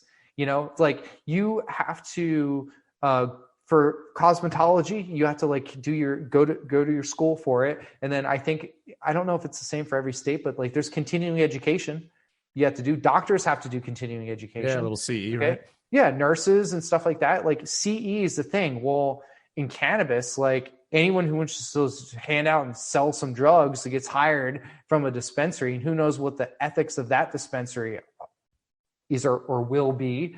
You know, and there's a huge range of different types of dispensaries, I assure you. Some are just to be selling as much with, I won't go into details, but they're selling a lot and they're looking for very particular types of people in the way that they look and talk to sell these things. And that might be great for sales, but is it great for just the overall, you know, ending the prohibition of cannabis? I think that the cannabis industry is absolutely weird. And I specifically say cannabis industry now, not community, because what I've realized is that the cannabis community, for those listening, I'm putting my little finger air quotes up in the air again. The cannabis community doesn't exist. There are a bunch of little cannabis communities and they all like talking shit on each other. Yeah. That's what I've found. So this overall cannabis community, I don't think exists. And I think at times it can be its own worst enemy in the sense of being able to like fight prohibition from the perspective of, are we fighting it or are we preaching to the choir? You know? So when we talk about, okay, I say I don't want to talk about politics, so I'll bring this in briefly. Okay. Going to a Democrat in office and talking about legalizing weed, for the most part, you're preaching to the choir. So if someone who is on the left side, however they identify, but they're liberal and they vote Democrat, that's great. Good for you. You have every right to have that. But if you are then going to be talking shit about the other side and saying that they're bad and all these things, and vice versa, okay, for depending on, but in this particular instance, it's the Democratic Party, for the most part, is totally for legalization, you know? But if you're going to talk shit about the other side, when that's the side you need to be friends with, because they're the ones that are eventually going to pass the laws or help move the needle to be able to get things legalized, you know? So like, if we're talking shit on them and you're not making them your friends and making them understand your perspective and not helping them see that this isn't reefer madness, dare. It's not all this stuff. It could be amazing for people medicinally. It can help people get off of their addictions. It can help people that are terminal have a better quality of life and still be able to function and talk to their family on their final days instead of just being blasted on morphine and fentanyl and these other things. You know what I mean? So I'll circle back without going down a political rabbit hole there. It was the point that I'm trying to make is like these little communities that are kind of like talking shit against each other. They could be in a better shape if there were certain standards that everyone agreed to, or the majority agreed to kind of like live up to. And from a moral perspective, from an ethical perspective, from a safety perspective. And so if all these things, not a ton, but if certain things are standardized and the government is behind them, it prevents the bad people from coming in and messing things up and muddying the water, prevents newer people from coming in and having bad experiences. And if everyone can look at from the cannabis perspective that it doesn't matter what your ideology, your religion, your philosophy, your different things are, or your political perspectives, if you're able to just look at it and say, listen, okay, can we agree that every person that's handing out this drug should have like a basic understanding of like the science that we know today and how to identify tolerance to people and recommend a kind of like a phase of dosing and consumption for them to try. Like maybe don't dab first, not RSO. Yeah, simple stuff. And just set all these other things aside, stop talking shit with each other and just embrace standards as a positive thing and come there together. And I think that if that as a whole, and there's a lot of words coming out of my mouth, and I hope I'm not losing everyone, because I did kind of like, roller coaster a little bit there. But so I think that in the world of standards, education is really important. The idea of dispensing, like certain states don't have any mandatory guidelines for their bud tenders or the dispensaries on education. And that's just, it's a shame, it shouldn't happen. I think that part of the reason behind that is because of this like anti-government type of thing that is instilled into our culture or the culture. I don't know if it's necessarily ours as a whole, but the old school culture of it, and it's just embedded into it. So, all right, I'll pause there and I'll let you dissect. No, well, it reminds me of sort of a part of the bias, because you're mentioning again, when you're trying to get something done, we already said ask for help. And I especially, I'd say it made me first think of gamers, because as an ex-gamer myself, you want to talk about a community which is so toxic to its own more than it is to anybody. You don't play games? Screw you. I'm not talking to you. But if you play games, somehow I hate you more, even though I'm a gamer, because like the game you play sucks and I can't believe you, whatever. And it gets to like this, death threat, rape level kind of thing that we often see, the internet go in its darkest. And in my mind, I've always thought like it's beyond marketing. It's not just the idea of like use a better word, fix a better relationship. To me, it's the thought of the zero-sum game. Either I win or you win. And something that, earlier today, I think by the time this comes out, which should be, I think on the weekend, this video would have already dropped, but I'm working on my first video for my channel, which is like a narrated spoken word commercial. Cool. I was trying to think of exactly the things you were just mentioning, right? What politicians would say, let's do better. Let's grow forward, like give me a pen and I'll freaking drive it home. And I thought in the same, I was like, this isn't necessarily how I want to speak, but you want to represent things that are bigger. But the vagary kills, because then how do you know specifically what a better path is in any industry? You're selling me guns, you're selling me alcohol, you're selling me weed, you're selling me a freaking pair of pants. I would like you to know a little bit about the product and how it was made and how it exists, so that in case I'm that one person who just needs a little more guidance, I can ask for help and I can expect to get it. Whereas in a lot of dispensaries, I'd agree, I'm in PA, there is no limit to the amount of weed you can buy medically. There's no legal limit. 30 days is the limit. You go across the border in Jersey and the limit is 3 ounces a month. So you're going to naturally find this difference in the cultural approach. In PA, a lot of people take it as a challenge. Oh, how much weed can I smoke in 30 days? And it's like, no, they didn't do that. They were actually, oh God, they don't know what they were doing. And as you said earlier, like nobody really knows what the hell they're doing. Yeah. Because the folks were making, because a lot of people that are writing the policy probably aren't people who consume regularly. Or at all, if they ever did, they wouldn't be honest about it, at least. And I want to make sure that when I say that, I acknowledge that there are plenty of cannabis advocates that have been using well before anything was legalized, that have been fighting and working with legalization. And I owe my career to those people. Okay. From an activism side, as well as a policy and lawmaking side. So just to make that clear. So when I say there probably is people because they're writing these things and they haven't consumed, that's a reality. So a lot of, I think people in the cannabis industry, they're able to get a lot of things done by working with policymakers, but how many of the policymakers are, what influence are these people playing? In Texas, I was fortunate to meet some of the policymakers and chat with some of the activists that actively made some of these changes, and the lawyers at my time I've been here. It's amazing what they've done. But like when you have a state like California that has been the first one to legal medical,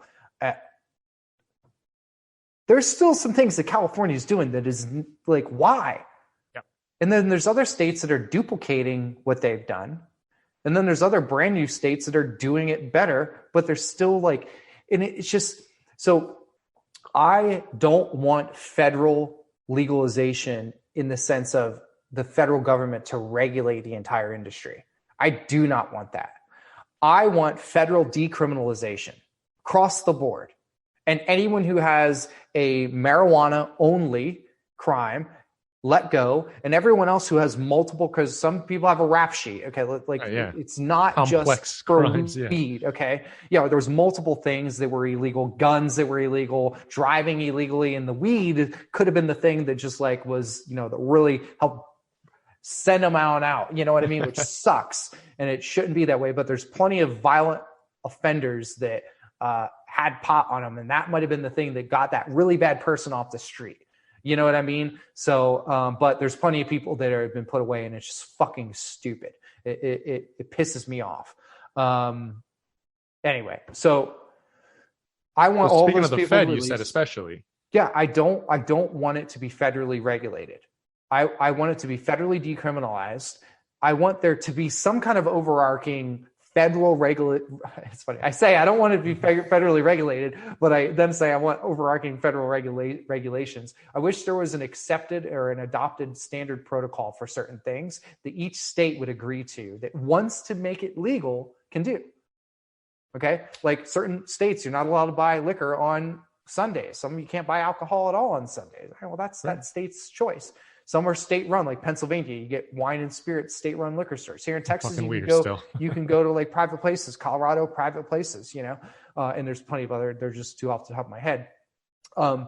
But so the idea that each state has its ability to create their own market, I think is really cool. I like that a lot. Right. I like that state competition. I mean, when Texas and California are going at it, that's going to be fun. I think it creates this a cool, every little free market type thing. And then if other states don't want to help their people and they don't want to benefit their dollars and cents at the end of the year with the tax revenue, and they don't want that then you don't have that. And then those people get to make the decision, do they want to live in that state? Yeah, because that's definitely going to be a selling point for a lot of folks. But the good thing is, as long as they don't go to jail for it. What is someone gets caught with gummies from California and they're in like, I don't know, Nebraska? They can't lock them up. Maybe they'll give them a fine. You pay a ticket. Great. It was 5 women I just read the other day go to Texas to put on an oil wrestling show. I can't explain exactly what it meant, but that's what it said. How did that show up in your recommended articles? Yeah, right. 900. And they had like a pound on them. Now, I feel like a pound is a lot to have when traveling across the country, but that's intent to sell. If you're traveling across the country, I'm sure somebody can make the case. I needed these 4 ounces this weekend. So they got nabbed in Texas, where, of course, they had nothing to benefit them. And they said, but we came from Cali, which I'm sure for all people out there is not the first time you heard somebody say, but I was just driving from Cali. Like, I just forgot the other bag. So they hit them all with just a bunch of weed. A massive amount of no intent to sell was up yet, but just like crazy possession laws to it. And I thought immediately Jersey goes wrecked on the 21st.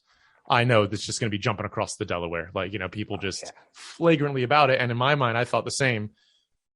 All right, some of these things are not preventable. Just the situation and proximity, it's going to create opportunities. You cannot stop them all. So it shouldn't be the goal to stop them all. The goal should be to, and I want to say it was a Jefferson quote I'm probably going to butcher right now, that it's not the technology which should be questioned. It's the responsibility of the education of those who use it. Mm-hmm. Because a hammer or a gun, and of course we can always argue beyond that, because I like tools, but I do hate the people who use them sometimes. Mm-hmm. Sometimes it's just best to get the tool out of the way because it's too dangerous. But with proper education, with, like you said, a standard. I'd love to see full spectrum just defined, because I'm freaking sick of people selling crap oil and saying full spectrum and you just throw money at them, because that's the fat-free, no trans fat, gluten-free term in weed now. As you say, full spectrum, here's my money, will raise my credit score. It's like saying organic. Yep. Yeah. So my uncle's a farmer, and I'll never forget this, and it's changed the way I think about organic. And he basically said that organic just means sprayed at night.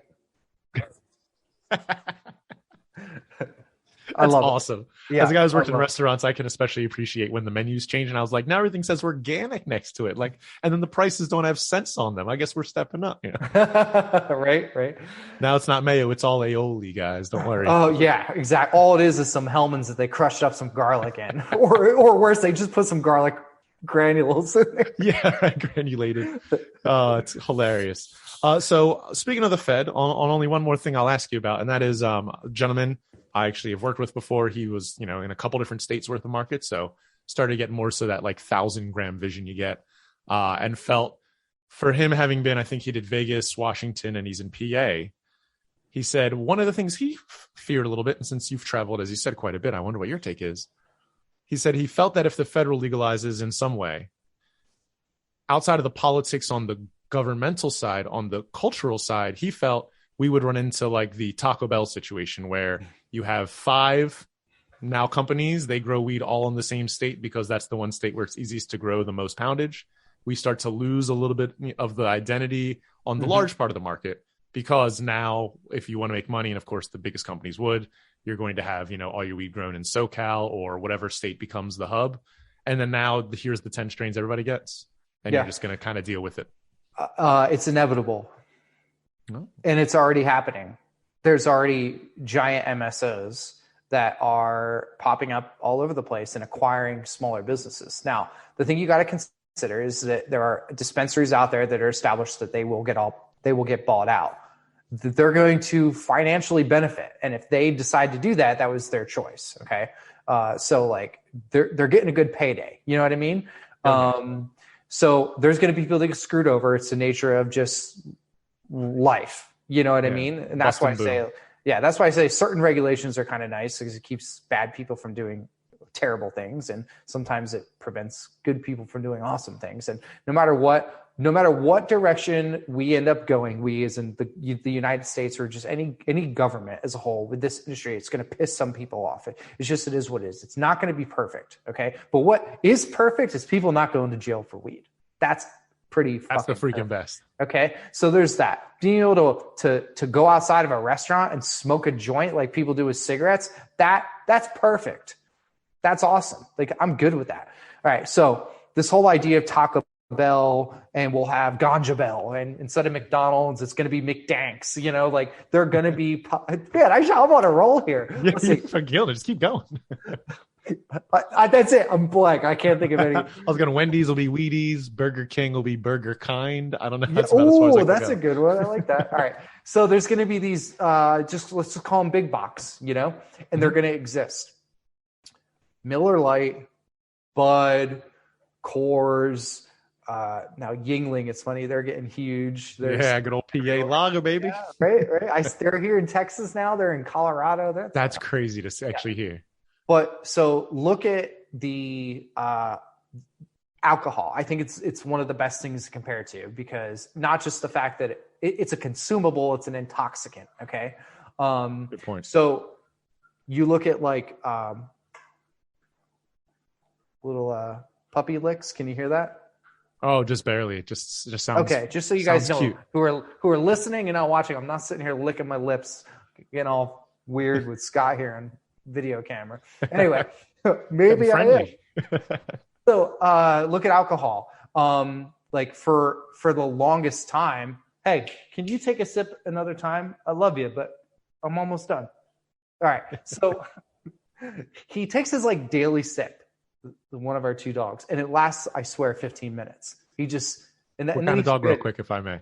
So that dog is a Bernese Mountain Dog, Border Collie mix, and then I've got a German Shepherd as well.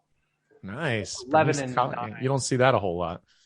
Yeah. Okay. So back to alcohol. You've got your your cheap beers, pilsners and lagers and stuff like that.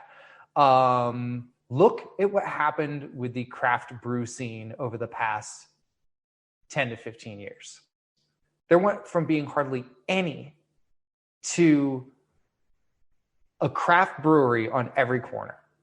Not every corner, that's an exaggeration, but in some cities there may be. I mean, there are breweries everywhere. There are distilleries now that are popping up left and right for a couple reasons. People love supporting local, not just to their community, but their state. Okay. I love. Yep. They love promoting small business and craft and stuff like that.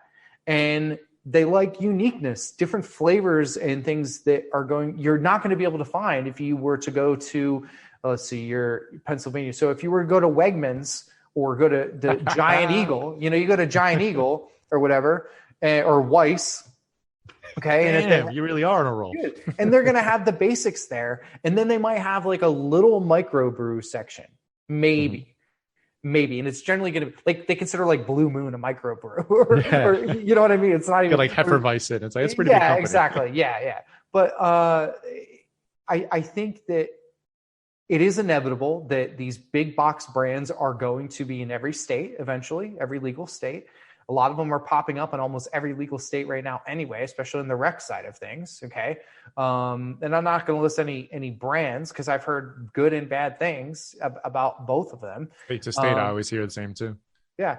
And so I think that it is what it is. So what can the cannabis industry do to separate themselves from those big box brands? Cater to a niche. Work on your marketing. Separate yourself from them. Tell your story. What is it that's going to make me want to spend more money at your place? I mean, I can go and buy a 30-pack of Keystone Light or Natty Ice some Lion's Head out of Wilkes-Barre. You know how much Lion's Head I've drank? And I could spend $20. Yeah. Or I could go and I could buy a 12-pack instead of a 30, and I could spend double or triple the amount. It really depends on what that 12-pack is, So be that craft brewery. There's a lot of people with a lot of skill. And if they see this coming now, and there are growers out there that I hope lasts forever. Okay. I really, really do. There are some that I know that are going to be put out of business. They're going to be dissolved. They're going to be acquired. And it's just the nature of kind of, I'm a diehard capitalist, but it's kind of the evil side of it. Nothing is perfect, and that's one of the things that sucks is like when small businesses are put under. Like my wife's family had a furniture store in Chambersburg, Pennsylvania for decades, and they're gone because they can't compete with Amazon, with IKEA, Ashley Furniture, and all these other things. They just can't. They couldn't compete with them, Yeah. So that sucks. So I've seen it. My dad was a painting contractor, and he could not compete with some of the bigger contractors. They're not even multi-state things. They were just bigger, and they could do the job cheaper. Quicker at weirder hours. Yeah, exactly. Or just, we already said quicker. Faster is like one of the big things, but the quality of his work was phenomenal. And he was able, until he stopped doing it for physical issues, he was able to develop his book of business through referrals because he stuck to it. And people could see the quality of his work versus others. So that's the thing is like these brands that want to keep it small and not get bought out or not be a part of that. You look to the craft brewery world. And then when you look at some of these craft breweries, people sell them like Dogfish. They say they sold out. Or you look at like New Belgium. They say they sold out. Ballast Point, Green Flash, Avery, they sold out. They got too big. So it's like, even at that point, when a small local niche type of thing expands to this point, you're going to piss people off even then if you end up taking the buyout or whatnot, even if you gain like all control over the recipes and the things you're formulating and whatnot. So I guess that's the thing. It's inevitable. So knowing that it's going to happen, and I wish it wouldn't happen at the scale that it's going to, but at the same time, I think that people should have super affordable access. This is the only reason I bought this sparkling water is because it was on sale. This shit's like double the price of other sparkling water. It's even more expensive than like, I call it LaCroix. I drink way too much of this. But you know what? I have nothing wrong with going to HEB or going to get the Kroger brand, the Ralph's or King Super, or with the Wegmans brand that's a fraction of the price, and I'll drink. It's probably made by the same just a different white label or exactly. But I drink so much of this that I need a more affordable solution. Well, getting the Walmart brand or whatever it is, that's where I put my money. There's other things that I spend way too much money on because I like the brand and I value the work that like this shirt. This is a stupid expensive t-shirt, but I love it. Okay. And it's by a smaller company, and I've been buying their stuff for years. They got into REI, and that put Viore, I think. Yeah. Viore is how you pronounce it. So like, I value this, and it's good quality. And I don't mind spending $80 on a freaking t-shirt, because this is going to last. It's not going to shrink. And I know if I had an issue with it, which I did with a pair of their shorts where it just started ripping after like 2 months, they refunded it. No questions asked, so the experience you pay for. Exactly. So if you want the most premium smokable flower that focuses on a specific terpene profile, just like that certain IPA you really like, then go and buy it from them. Go and buy the holiday gifts for this place, because there's just something about their seasonal December bud that you just like can't get enough of, and give them your business there. And then in between, when it's just you and you're smoking and you just want something for your everyday, then it's okay to go over to Burger Kind or, what do we say? Taco Ganja or whatever. Yeah. Taco Dank. Like, go there. And that's that. So the other thing is, so many people listening right now, in let's say 10, 20 years from now, when that is the case, you're the one who gets to decide who you give your money to. You vote with your dollar every time. With your dollar every time. So be very mindful of that. Is like, by saving $5 today, what is that doing? And prioritize that. How much does that really mean for you? Some people can't spare that $5, and I get it. I've been there. I've still pinch pennies in certain areas, and then I don't in others, but like I've been through some financial shit before, and I understand like that $5 matters a lot. And a lot of people experience that. And if that's the case, then go where you can. But I'm telling you, a lot of people, that you vote with your debit card, you vote with your wallet every single time you open it up. So, there's that. Yeah, I think well said. And it does segue into the last thing I want to talk about too, because it reminds me of it's a story I think that exists in a couple different parables, like philosophically, but the gist of it is, and I know it exists realistically because I read something about it, another article online, as you always do. You go to a place that makes amazing food, right? One-off spot. They say it's like a bakery or something like that, right? They sell out by noon every day. And there was this one place specifically, they made like 8 of everything. And then when it was sold, they would just close. Naturally, somebody comes in, at the end of the line. Why don't you just make more of, like, you have 6 of the one left over and then it doesn't sell out till later? Why not just start to bias your recipe towards the demand? And the person was like, I make 8 of everything. That's why I provide. If you want it, you just got to come a little earlier. And to me, it was the clear difference between somebody who runs towards that money and does vote, I'm going to just get all the cereal that they wanted, instead of keeping the selection so that you can have a wider berth. And I think what it brings it down to, especially because it's something that I think about with cannabis and food.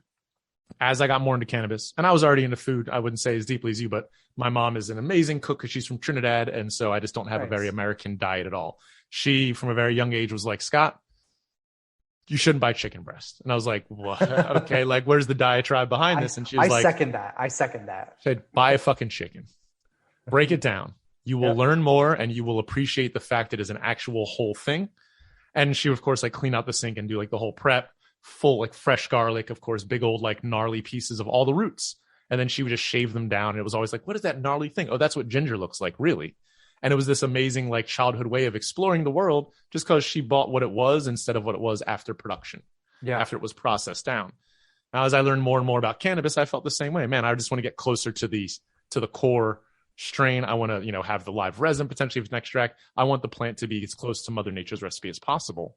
As I learned more about the small micro elements of cannabis, I went back and looked at all the vegetables and spices and thought, if I'm this nerdy and opinionated and fucking, like, self-antagonizing with terpenes and storage, yet here I am not using a crisper drawer. Here I am, like, leaving a bag half open in the fridge. And that stuff becomes even more of an intimate part of me than the cannabis. Cannabis is a visitor in some ways, but food is you, and I started to think more and more that you give your body what it needs. It may just very well give you what you need. So one of my last questions I want to ask is, you mentioned that you want to utilize cannabis to educate the world about food and use food to help educate the world as a vessel about cannabis. I want to give you some time to take a hot take on that, of your own take on it, because I'm very much in that mindset, and I'd love to hear. what's amazing about food is that it has the ability to bring people together regardless of fill in the blank. So I have broken bread with many people that have different political views, different religious views, different views on cannabis, so many different things. Sometimes I knew those things before we broke bread, and sometimes I didn't find them out until afterwards. But breaking bread with someone who I disagree with sometimes has the ability to actually make me better understand them. And then sometimes breaking bread with someone and then I find out something that I disagree with makes me more tolerant of what I disagree on. I just think it has an amazing ability to bring people together regardless of, like I said, fill in the blank. And what's amazing is that cannabis has that same ability. The exact same thing. I mean, gosh, how many people have you shared a joint with that you know that there's something about them you don't like? Oh, yeah. I probably wouldn't have had much socialization in my later high school years if not for cannabis, because it was just like, I can't find a whole lot of people you like in certain phases of how you think. I smoked joints with people who used to bully me. Yes. I had a guy who actually was part of me getting jumped in 8th grade. Like 6-7 years later, he's literally the guy on the couch. We gave him our couch and we're like, you can be the guy on the couch, just like in freaking Half Baked. Absolutely had a guy on the couch for a year and a half. And it was like, you hit me. I clearly remember your fist in my face, but like, it's okay, man. So I think it has the ability, both food and cannabis have this magical ability to bring people together, to allow us to, especially nowadays, everything is so polarizing. It's just so insane. Who you voted for used to never matter. You know, the society as a whole is so divisive right now. It bothers me. Like, it makes me emotional. I get so upset. I have family that won't talk to other family members because of politics. It's so stupid, you know? But do you know how many times we sat together at Christmas with food and just laughed our asses off? And I can think of similar family members where I've sat and I've smoked a joint with, and I've had these amazing philosophical conversations. And even when we disagreed, we were still like, we were hearing each other. You know, it's funny. I've said it. I say, like, I don't like to talk about politics and stuff, but it comes up as a recurring theme. But it's not. I'm not diving into my opinions of it because that doesn't matter. I bring it up because I guess I'm seeing how much it's separating people, and it disgusts me. You know, and so many people think that what the picture painted in front of them is the picture, and the other person thinks the exact same thing. It's a completely different picture. They both think they're right. We got to realize shadow on the cave wall. The shadow on the cave wall. Yeah, we all just got to get our fingers in some paint and just have some fun together and create our own canvas. You know, and so that is what I think food and cannabis do separately. So the power of these two together, I think, could astronomically change the way people now behave.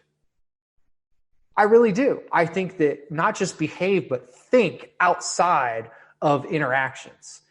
You know, if someone could just sit down and smoke a joint, even if it's hemp and they get a mild little high off of it, which I do all the time, I love, it could sit down and smoke a joint and see the world from a different lens, and at least get to the point where they understand that, like,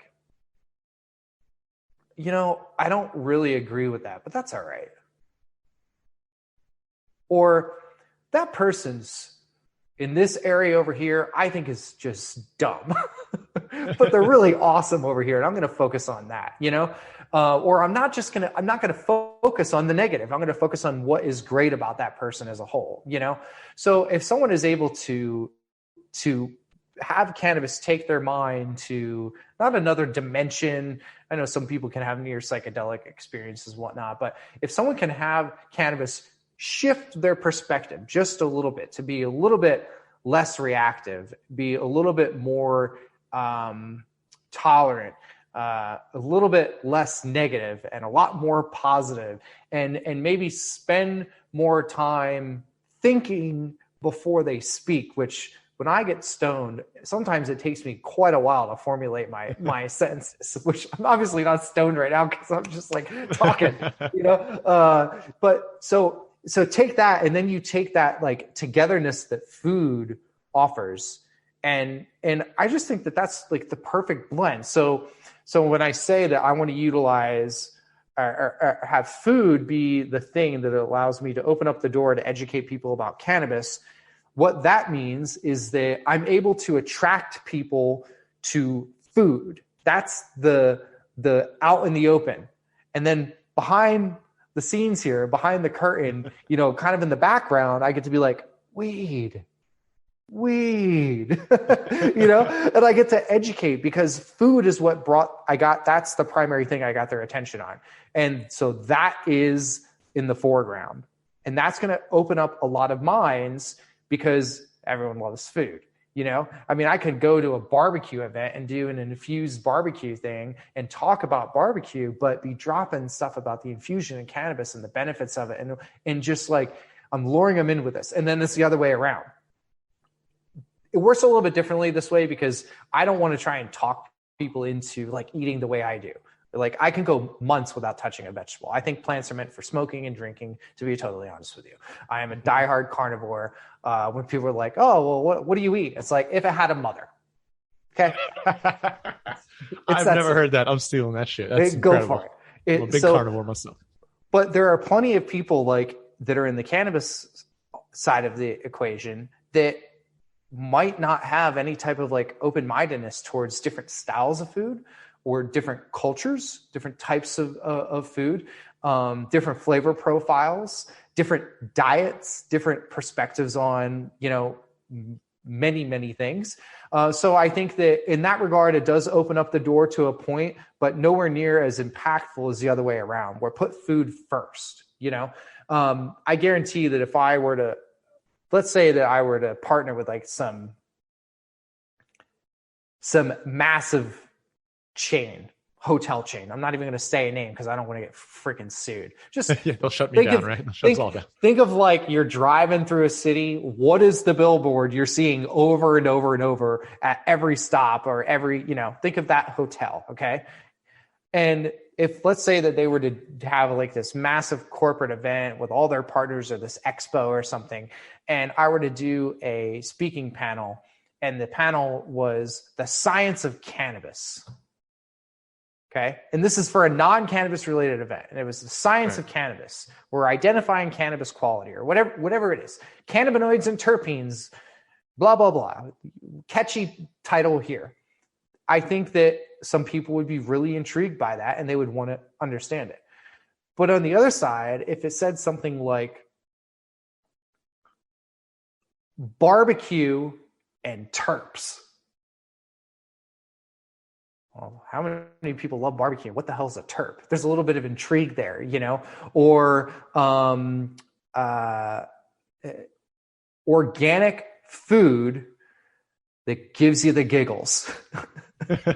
You know what I'm saying? Like it can be secondary. And I think that more people would probably be intrigued by that because more people are open to food than people are to cannabis. So that's kind of like in a long-winded way of explaining. I just think that food has an amazing way to be the lore. And you can just go out there and you can reel in a lot more people with this lore versus just like not. I don't have anything else to compare to there. I think when I was in dispensaries, though, the most common West Coast vacation, now they're in the East Coast and they want to repeat it. They're like, I know we're medical only, but I had this amazing experience in Cali. And I'm usually like, all right, well, what do you remember about it? Let's see if we can recreate it. And it's always 1,000%. It was, I don't know what the milligram was, but it was this chocolate covered blueberry. It was ideally something I did not have to think I was doing anything different than normal. Yeah. It let the brain relax. It let it absorb in. You had both placebo and just like all effects were just, you're doing the right thing. You're okay for doing it and enjoy it. And they were like, and I never laughed so hard for so long. You have anything like that? And I'm like, oh, I'm so sorry. Right now, it's just so medical. You're going to have to make that blueberry. You're probably going to not want to use the things we have to make it. 5 milligram capsule, just eat a blueberry and just pretend it was all at the same time. Exactly. Yeah. But you realize, just like, you can tell when a chef is pissed because you can taste it in the food. I think in the same way, it really does bring in that individual experience. perfect welcome mat to be able to, again, as I tell people, cannabis, if you eat it raw, it doesn't do much, but it's like, it's a vegetable. So you get spinach effects. And people are like, oh, that's right. Cause like every vegetable is a freaking plant. It's like, yeah, it's actually a much smaller game than you think.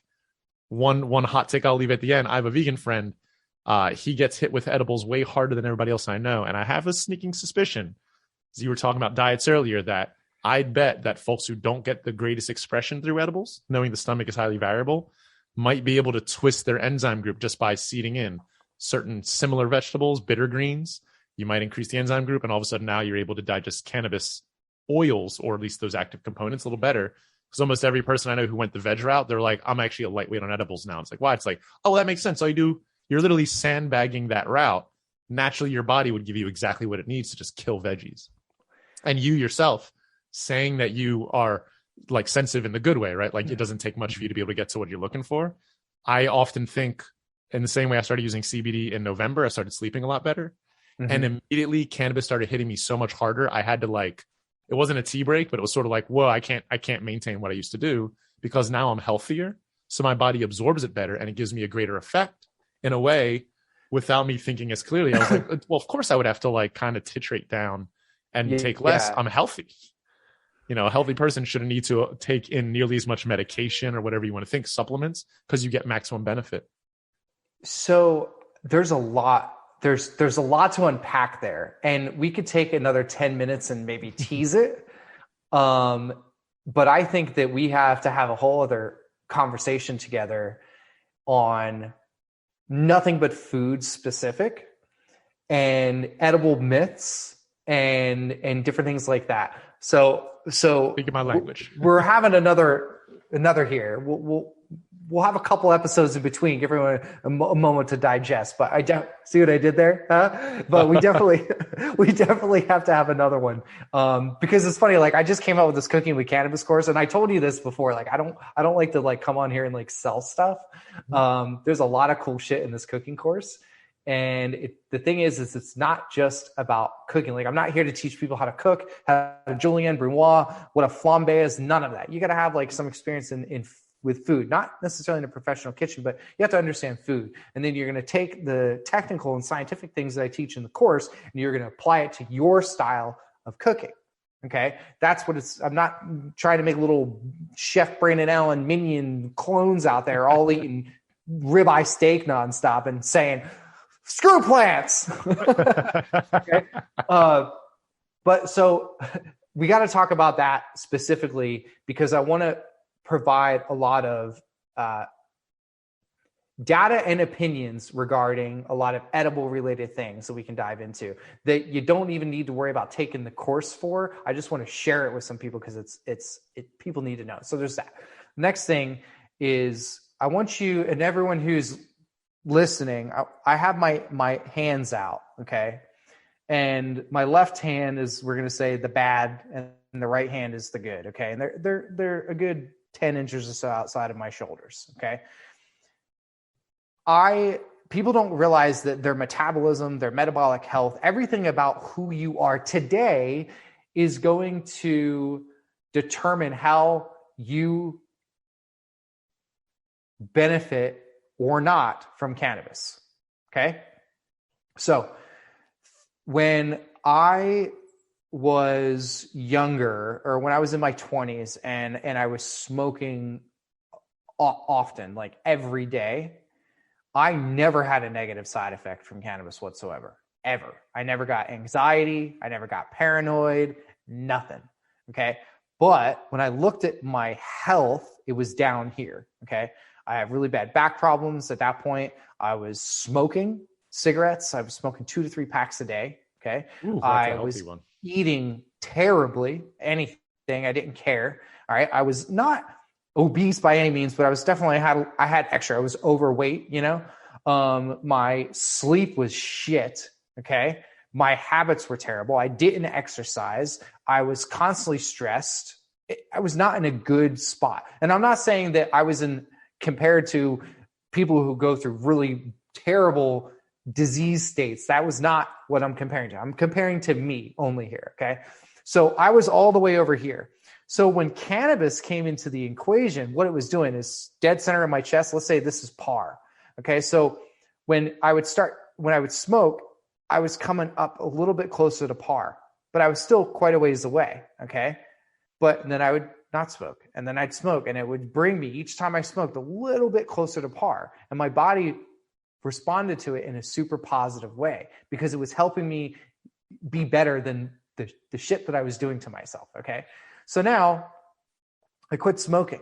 So now I'm not over here. I'm like here. I'm at where I used to be with cannabis is my new like base point. Okay. I'm still not at par, but then I stopped smoking, and now I use cannabis, and it's bringing me a little bit closer to par. Okay. Well, then I started watching what I was eating. Okay. And I started eating less processed food, less fast food, stuff like that. So I'm a little bit closer to par. Okay. And then I minimized my alcohol intake, and I started doing keto, and I lost the weight. Okay. And so what happened, and I was using cannabis regularly. So I was constantly getting closer and closer and closer and closer. And all of a sudden I found myself at par, where my diet was beneficial for me. My lifestyle choices were positive and healthy. My sleep was a lot better. My stress level was significantly lower because of life decisions I had made to be better and growing up and being mature. I was in a stable relationship. And I'm happy. So I'm like, I went from all the way over here, and I've worked my way up over like this 10, 15 year period to be a better human being without cannabis. And what happens is I was in like the negative here, and then this is the positive, or think of it also as excess. Okay. So now I'm at par and life is good. But what I did is I didn't change my cannabis consumption.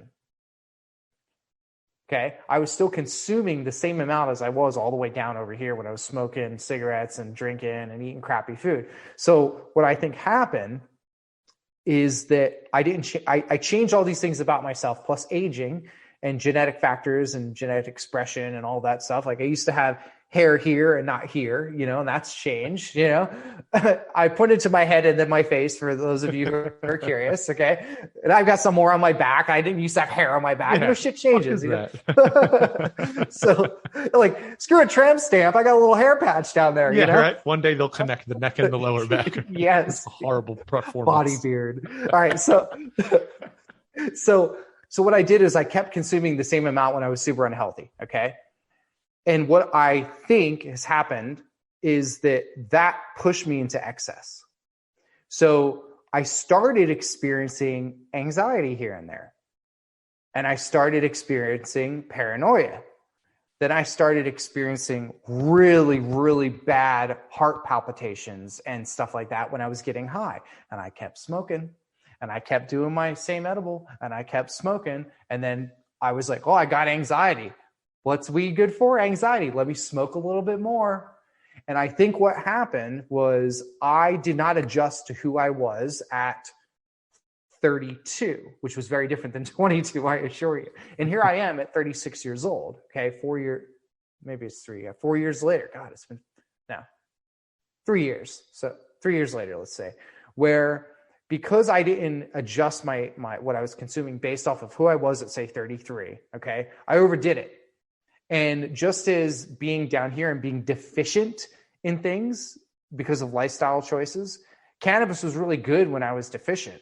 But when I was at par and I'm using it, it was doing the same things. But now instead of maybe like, actually, I won't even go down that route. I'll just keep it basic. But where an increase or a decrease of something over here was beneficial, that same increase or decrease is happening now over here. And I'm in a completely different health state.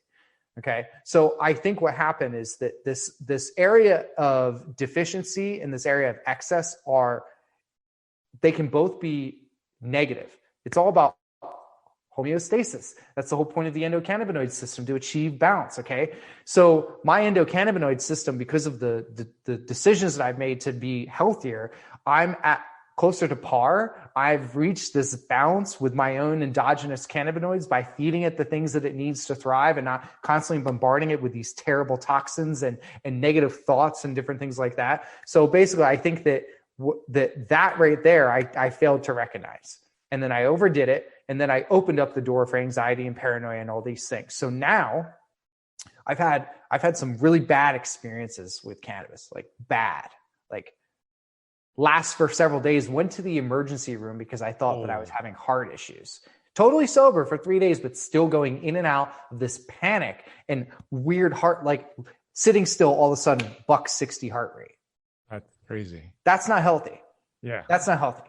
Okay. So I kind of almost like created this world of PTSD out of that. I created now in this excess, this negative environment with the cannabis and created almost like a fear out of it, you know? So now it's hard for me to sometimes get high without going into that excess realm because of what happened there. And I did it to myself because I didn't adjust. And I think, and I've talked to a lot of people about this, and there are many people that have been smoking for years and that are in the industry that can't even smoke their own flower.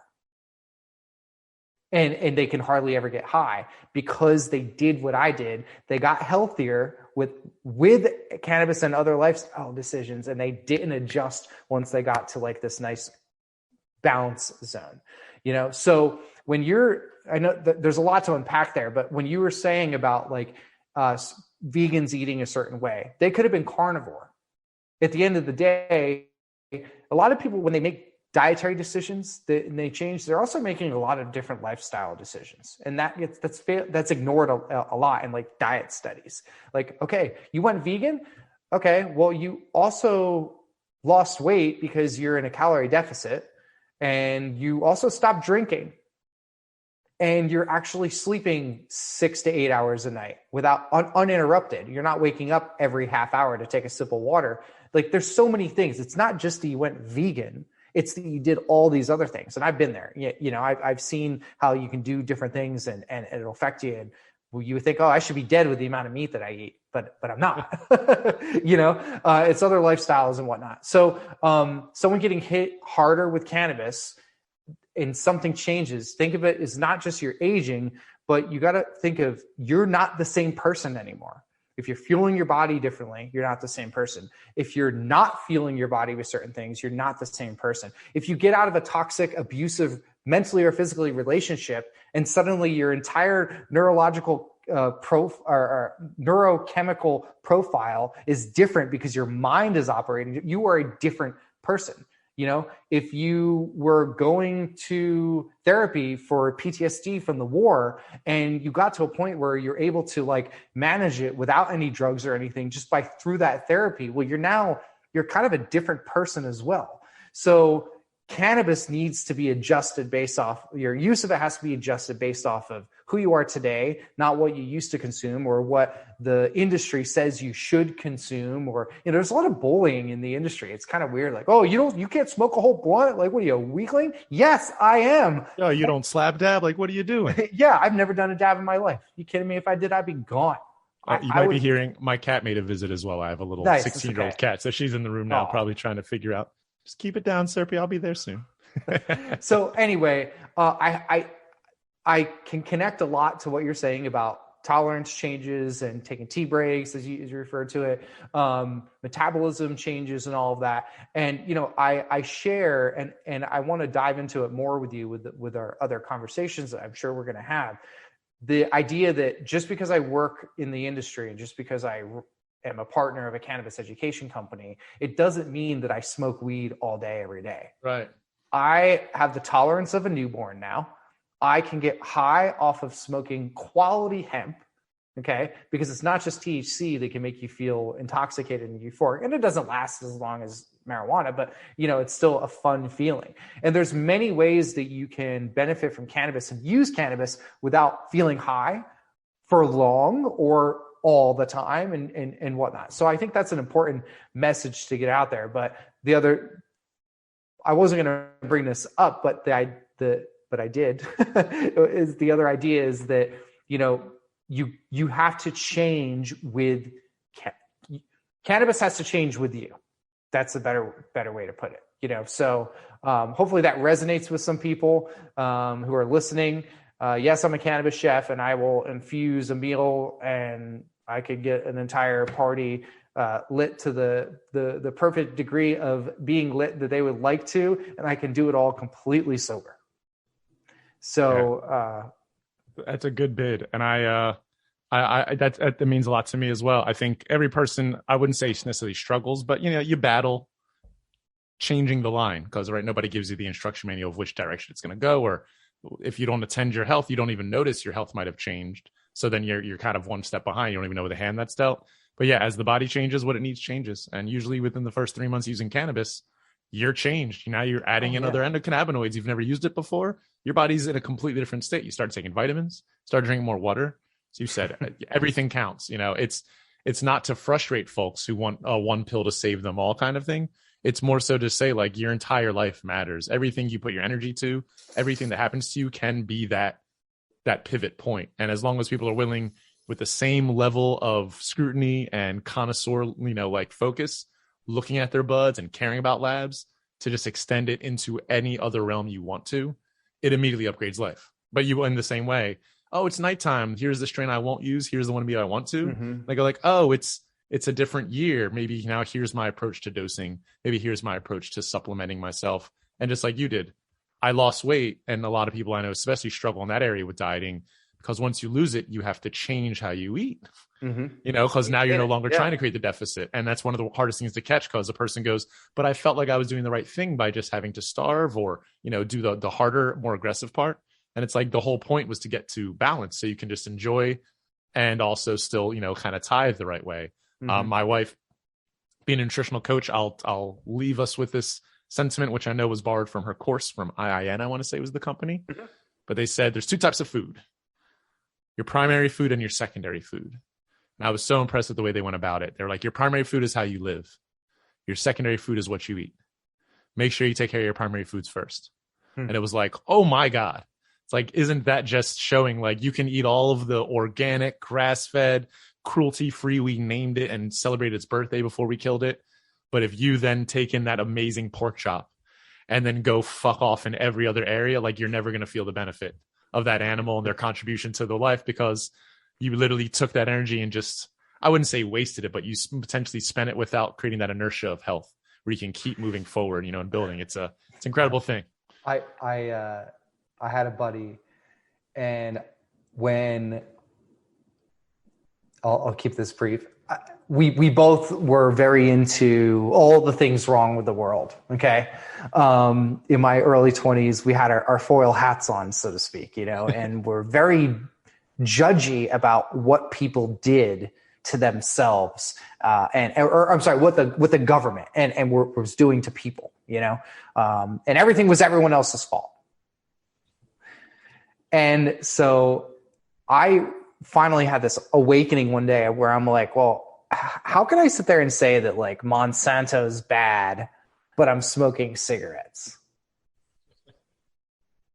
Like calling yourself on your shit, right? Yeah. And I was like, what an idiot, or why am I sitting here saying, like, oh, well, things should be organic and don't eat GMOs. And it was just like, it was so dumb. So I quit smoking. That was a big part of it. I also saw a cadaver that my sister took me in and showed me a cadaver of a 50-year-old smoker. And it was freaking terrifying. Yeah, it's gotta be. But I kind of like took a big step back from the foil hat wearing, because some of the stuff was just so deep and so weird. I was just like, it was toxic. It was very negative, So but he just kept going and going and going. And our relationship eventually fell apart. And I remember we got into a big argument one day. We got into an argument, and he was talking about something about, oh, I can't believe that these people do this and these people do that, and that these companies get away with this. And he's just sitting there sucking down cigarette after cigarette. And he's drinking at the same time. And I finally said, was like, dude, do you ever think that maybe, like, all the things that we're bitching about, they're really not that, like, don't you think that the cigarettes and the alcohol is much worse than some GMOs?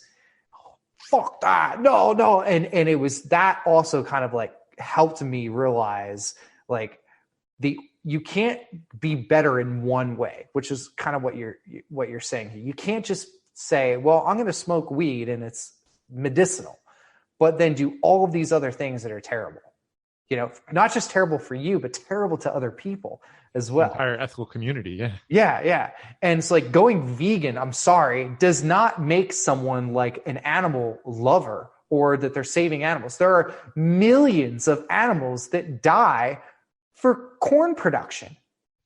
Millions of them, you know? Yeah. So it's like pesticides kill insects, and insects are slightly more important than large animals. Like, I hate to admit it, I'm a big animal, but if there's no bees, I ain't got a shot at anything. So when you're killing all of the insects, which technically help vegetables continue, so that you can have one solid strain, one marketed DNA genetics, right? ConAgra is putting out, and you sue all the other farmers out. To me, like, it definitely can inspire. As you said, the tinfoil hat wearing thought. And then, you look at what's in your hand, and I'm eating ranch Doritos like it's a fucking food group.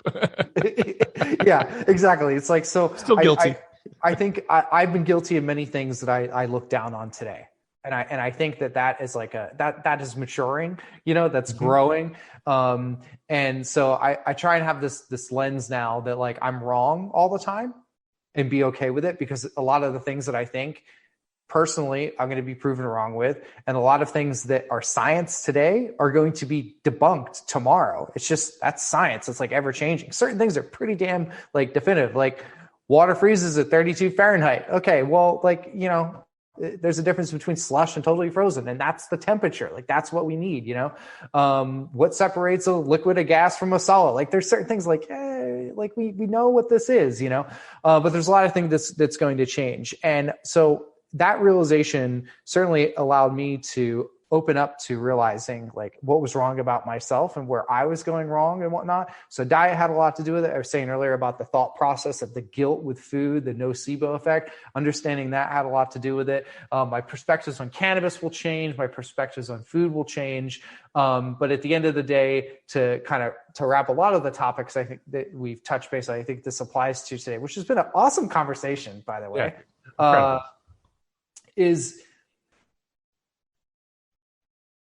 who you are today is not who you were yesterday, and who you will be tomorrow is not who you are today. And that's okay. And it's not just who you, but it's what you know and what's in your brain. All of these things are going to change, you know? So whether we're talking about cannabis policy and regulations and our opinions on federal legalization, I guarantee in a couple months from now, something will be tweaked differently, or a year from now will be tweaked differently. And just because something happens in cannabis that people may not agree completely with, that's okay. You don't need to make a big stink about it and be mean to those who do agree with that thing that happened, because it's most likely going to change. Nothing is definitive. Nothing is permanent. And if we can act together as a true community, as one, and let food and weed bring us together, that I think that we're going to be in really good shape. And having open conversations like this and exposing people to it is a way for people to hear other people's philosophies and perspectives and whatnot, so that we can just hear them. You don't have to agree to them, but just hear them, so that when you get to points in your life where you see that you need to change, or you feel that change is coming, you can go to your mind of all the things that you've listened to from different people to seek out like that guidance through, you know? So well put, there you have it. What an amazing conversation for it. And I believe that is what we have for you today, everybody out there. Thanks for joining us on the season 3 premiere. Brandon, thank you so much for making the time as well, because this is exactly why I wanted to run a podcast. I love being able to visit every planet just a little bit as we orbit around our own sun of topics, because cannabis is that large. And much like you said, there's a lot of entry points. I'm also in the same thought process of, I don't want it just to be, hey man, you know, weed's really cool, dude, and like, let's smoke a little on it. There's time for that from, you know, I love that time. There's a purpose. Yeah. But I think that, you know, it doesn't mean you have to be the stoner. It doesn't mean you have to be anything. Just be able to use it to enhance and pay attention. Now, as far as season 3, we're started now. So very, very happy to get it in. Brandon, I hope I can annoy you again and have you on. It's a great experience, and I look forward to being able to double tap. Okay, so I have a little twist here. I'm curious. Now, the next, maybe our third conversation, I want to interview you on your own podcast. I'm absolutely fine with that. Because I actually, on an anniversary thought, I asked my wife, I was like, I don't really want to just talk about myself. That's kind of masturbatory. Maybe somebody would interview me. I was like, I especially want to ask somebody like, hey, best friend, would you ask me this set of questions so I could seem cool? And I was like, all right, it's got to be natural. So I will take you up on that. Okay, because I want to have another conversation together focusing strictly on food, like I said earlier, because that I think is going to open up some more doors so that I can get some more fuel to interview you with, because you so precisely said in such a way a few things throughout this conversation that I wanted to be like, wait, enough about me. I want to know more about that from you. So I've been thinking about that for the past, like, probably, I don't know, gosh, it's been 2.5 hours. Holy crap, that's awesome. So we've had a good conversation. So for those of you who are listening, I'm saying it now, I will be taking over the podcast one day and interviewing the interviewer. And it's going to be good because hopefully that'll give people a chance to get to know you further. And I think I think it'll just be cool. So I already have a list of questions that I'm like stewing on that I want to ask you. So we'll definitely dive into that, but thank you so much for having me. This has been a pleasure to chat with you. You're a fantastic interviewer and listener. And I loved your questions. So kudos to you. You've been doing a great job. And it'll be fun to see how I could say our now friendship will develop here, both professionally as well. So yeah, no, I'm absolutely into it, and I'm glad that we were able to connect as well. Remember, everybody, ask for help. You absolutely never know how it's going to turn out, either nothing or everything. But really, honestly, what's so bad about those options? For anybody who liked what was heard, if you want to throw out any ideas, if you are potentially an incredible cannabis person or even just regular person, I like all people. I'm a regular person. Yeah, right. We're just specifically lucky to have certain forms, but as we say, we work for it. By all means, feel free to hit me up at Cannabis Professor Podcast at Gmail for any suggestions, or on Instagram at the Cannabis.Professor. Brandon, where can they find you if they wanted to see what you're doing or what you're up to? At Chef Brandon Allen, pretty much everywhere. Instagram is where I will be posting meat related things, and now motorcycles, because I just got a motorcycle and that's like my new jam, and flipping eggs and just whatever. But if you want to learn a lot about cannabis as a whole, that would be Trichome Institute. So at trichome.institute or trichomeinstitute.com. That's where you can find anything about the courses that we offer, the cooking course, some of these more abstract ideas that my partner Max has been preaching for over a decade now. Definitely check that out. Yeah. Whether you're brand new and you just want to learn about weed, or you've been smoking for a while and you want to learn a little bit more, or you consider yourself like an OG connoisseur, we have students all across the board. And there's plenty of content that's for free as well. So don't get me wrong, we'd love your money, but we have a lot of free content that we just we want to normalize cannabis and through combating misinformation. That's a big one. And so I think that, and I say that we're combating, and it's a powerful word, because so is misinformation.